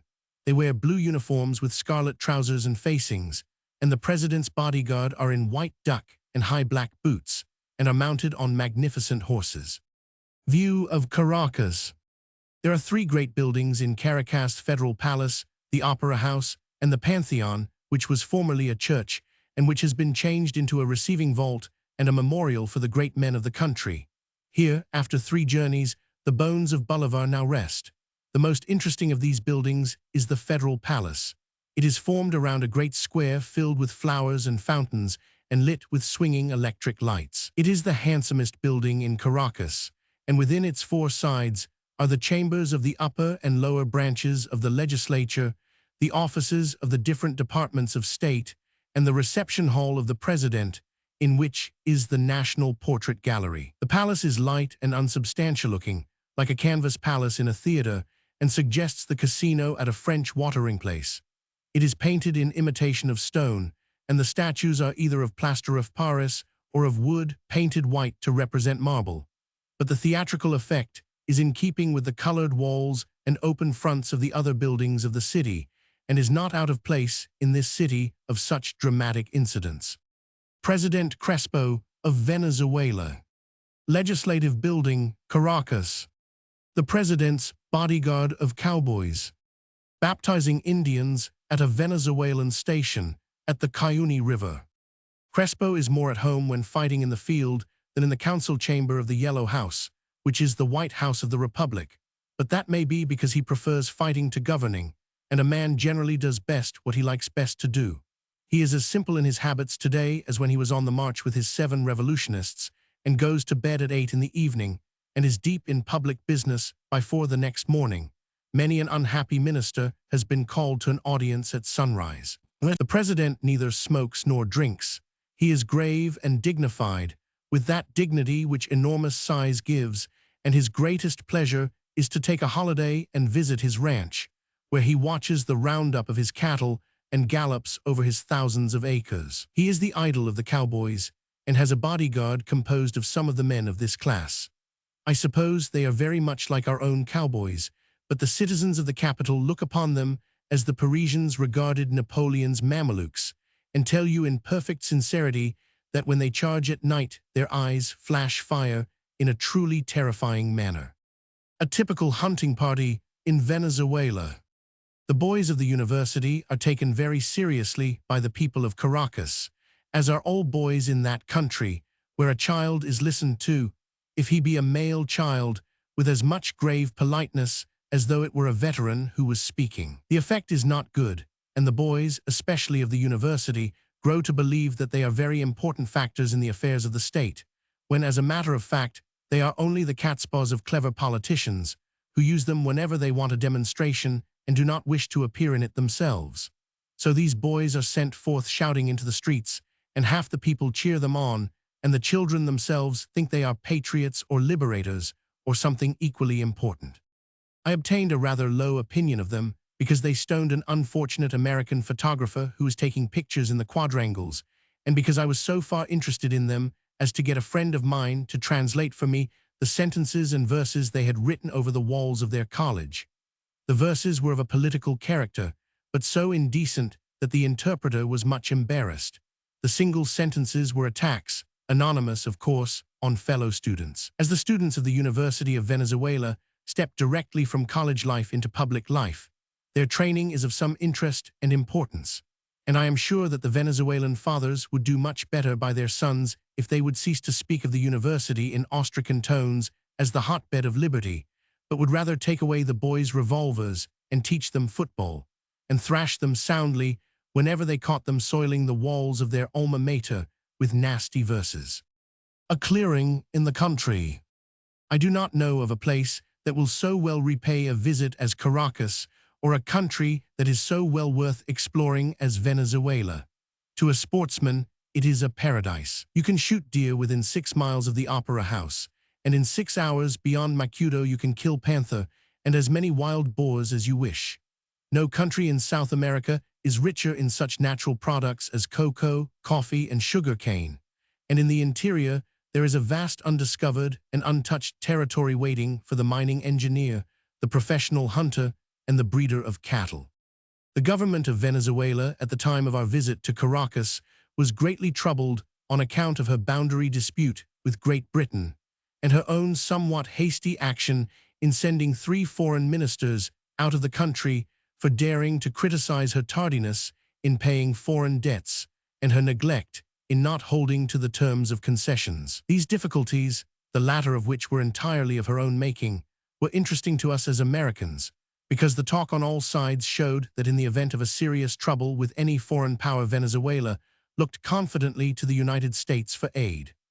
Now, since President Cleveland's so-called war message has been written, She is naturally even more liable to go much further than she would dare go if she did not think the United States was back of her. Her belief in the sympathy of our government is also based on many friendly acts in the past, on the facts that General Miranda, the soldier who preceded Bolivar and who was a friend of Hamilton, Fox, and Lafayette, first learned to hope for the independence of South America during the battle for independence in our own country, that when the revolution began in 1810, it was from the United States that Venezuela received her first war material, that 2 years later, when the earthquake of 1812 destroyed 20,000 people, the United States Congress sent many shiploads of flour to the survivors of the disaster, and that as late as 1888 our Congress again showed its good feeling by authorizing the Secretary of the Navy to return to Venezuela on a ship of war the body of General Pease,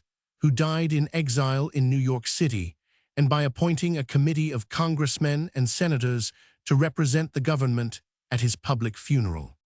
The Cuyuni River, with view of the English station that was sacked by Venezuelan troops, and from which Inspector Barnes was taken prisoner. He did not say that if a Central American republic banished a British consul, or if Venezuela told the foreign ministers to leave the country on the next steamer, that the United States would back them up with force of arms. Venezuelan station on the Cuyuni River. The barracks and house in which the English police were confined. English station on the Cuyuni River. Inspector Barnes, chief of the English police who were captured by the Venezuelan troops, is seated on the steps. Dr. Pedro Ezequiel Rojas, Minister of Foreign Affairs. Map explaining Venezuelan boundary dispute. Personally, although the original Monroe Doctrine distinctly designates this hemisphere, and not merely this continent, I cannot think the principle of this doctrine should be applied in this instance. For if it does apply, it could be extended to other disputes much farther south, and we might have every republic in South America calling on us for aid in matters which could in no possible way affect either the honor or the prosperity of our country. The city of Caracas. In the opinion of 3 foreigners, Caracas deserves her title of the Paris of South America, and there was only one other title that appealed to us more as we saw the shores of La Guaira sink into the ocean behind us and her cloud-wrapped mountains disappear, and that, it is not necessary to explain, was the Paris of North America, which stretches from Bowling Green to High Bridge. The end.